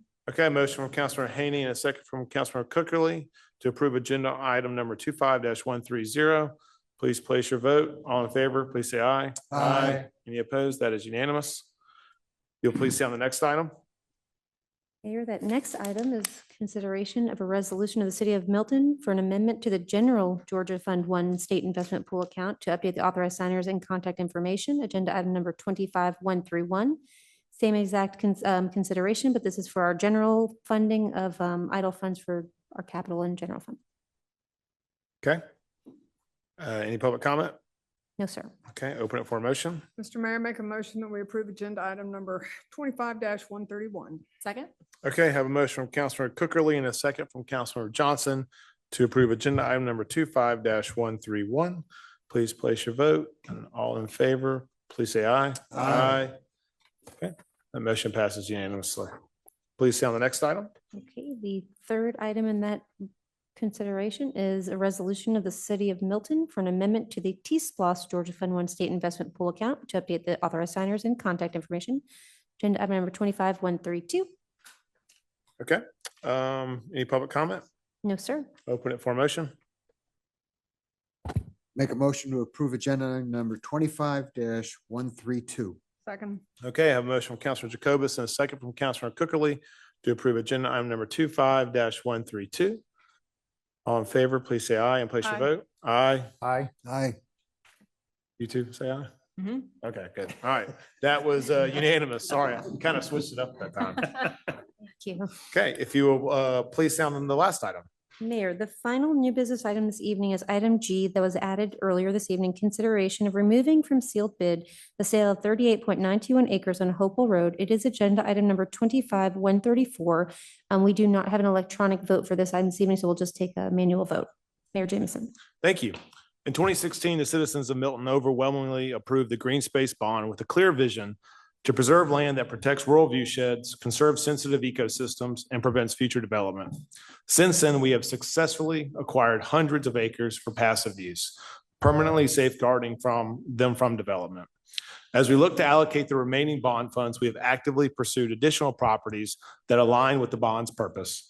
Unfortunately, those negotiations have not resulted in success. However, it has become increasingly clear that a property already owned by the city meets all the original goals of the green space bond, the Hopewell Road property. This land features expansive rural vistas, provides significant environmental value, and most importantly, an opportunity to permanently protect it from development by using green space bond funds. Its direct connection to Providence Park further enhances its significance. Incorporating this property would effectively double the size of the park and create a valuable linkage to Hopewell Road, offering future generations a meaningful and lasting passive refuge. Given this alignment with our preservation goals, I am optimistic that this property will become a cherished part of Milton's landscape for years to come. Therefore, I welcome a motion to remove it from the current public sealed bid process. Mr. Mayor, I make a motion that the city immediately terminate the sealed bid property disposition process related to the Hopewell property, 39.089 acres, authorized by city resolution number R25-01-728. Furthermore, my privilege that I move that staff begin the process of securing the property under the protection of the city's green space bond program consistent with its intended purpose of land preservation and public benefit. Amen. Second. Okay, do we have any public comment on this? No, sir, we do not. Okay, I'll close public comment. I have a motion from Councilor Cookerly and a second from Councilor Haney to approve the new business item 25-134. All in favor, say aye. Aye. Any opposed? That is unanimous. Thank Mayor, you. just a point Shoot. of order. Oh, it doesn't work this time. I Yep. just wanted to mention and again, correct me if I'm wrong on this, but one of the reasons for the exigency is that we have an outstanding bid process that is ongoing. And I believe the council needed to get this message out that we're stopping that as quickly as practicable in order to allow people obviously to not spend further resources, et cetera, acting toward that objective. So that is one of the reasons this needed to be done with some dispatch. Yep. I mentioned that. I Yep. think that would be something the council would agree to. Absolutely correct. Okay. With that, do we have anything council to report on? Nope. Nope. All right, I'll have a motion adjourned in executive session to discuss litigation, personnel, and potential land acquisition. Motion to adjourn. Second. Okay, motion from Councilor Kramer, second from Councilor Jacobus. All in favor, say aye. Aye. Any opposed? That is unanimous.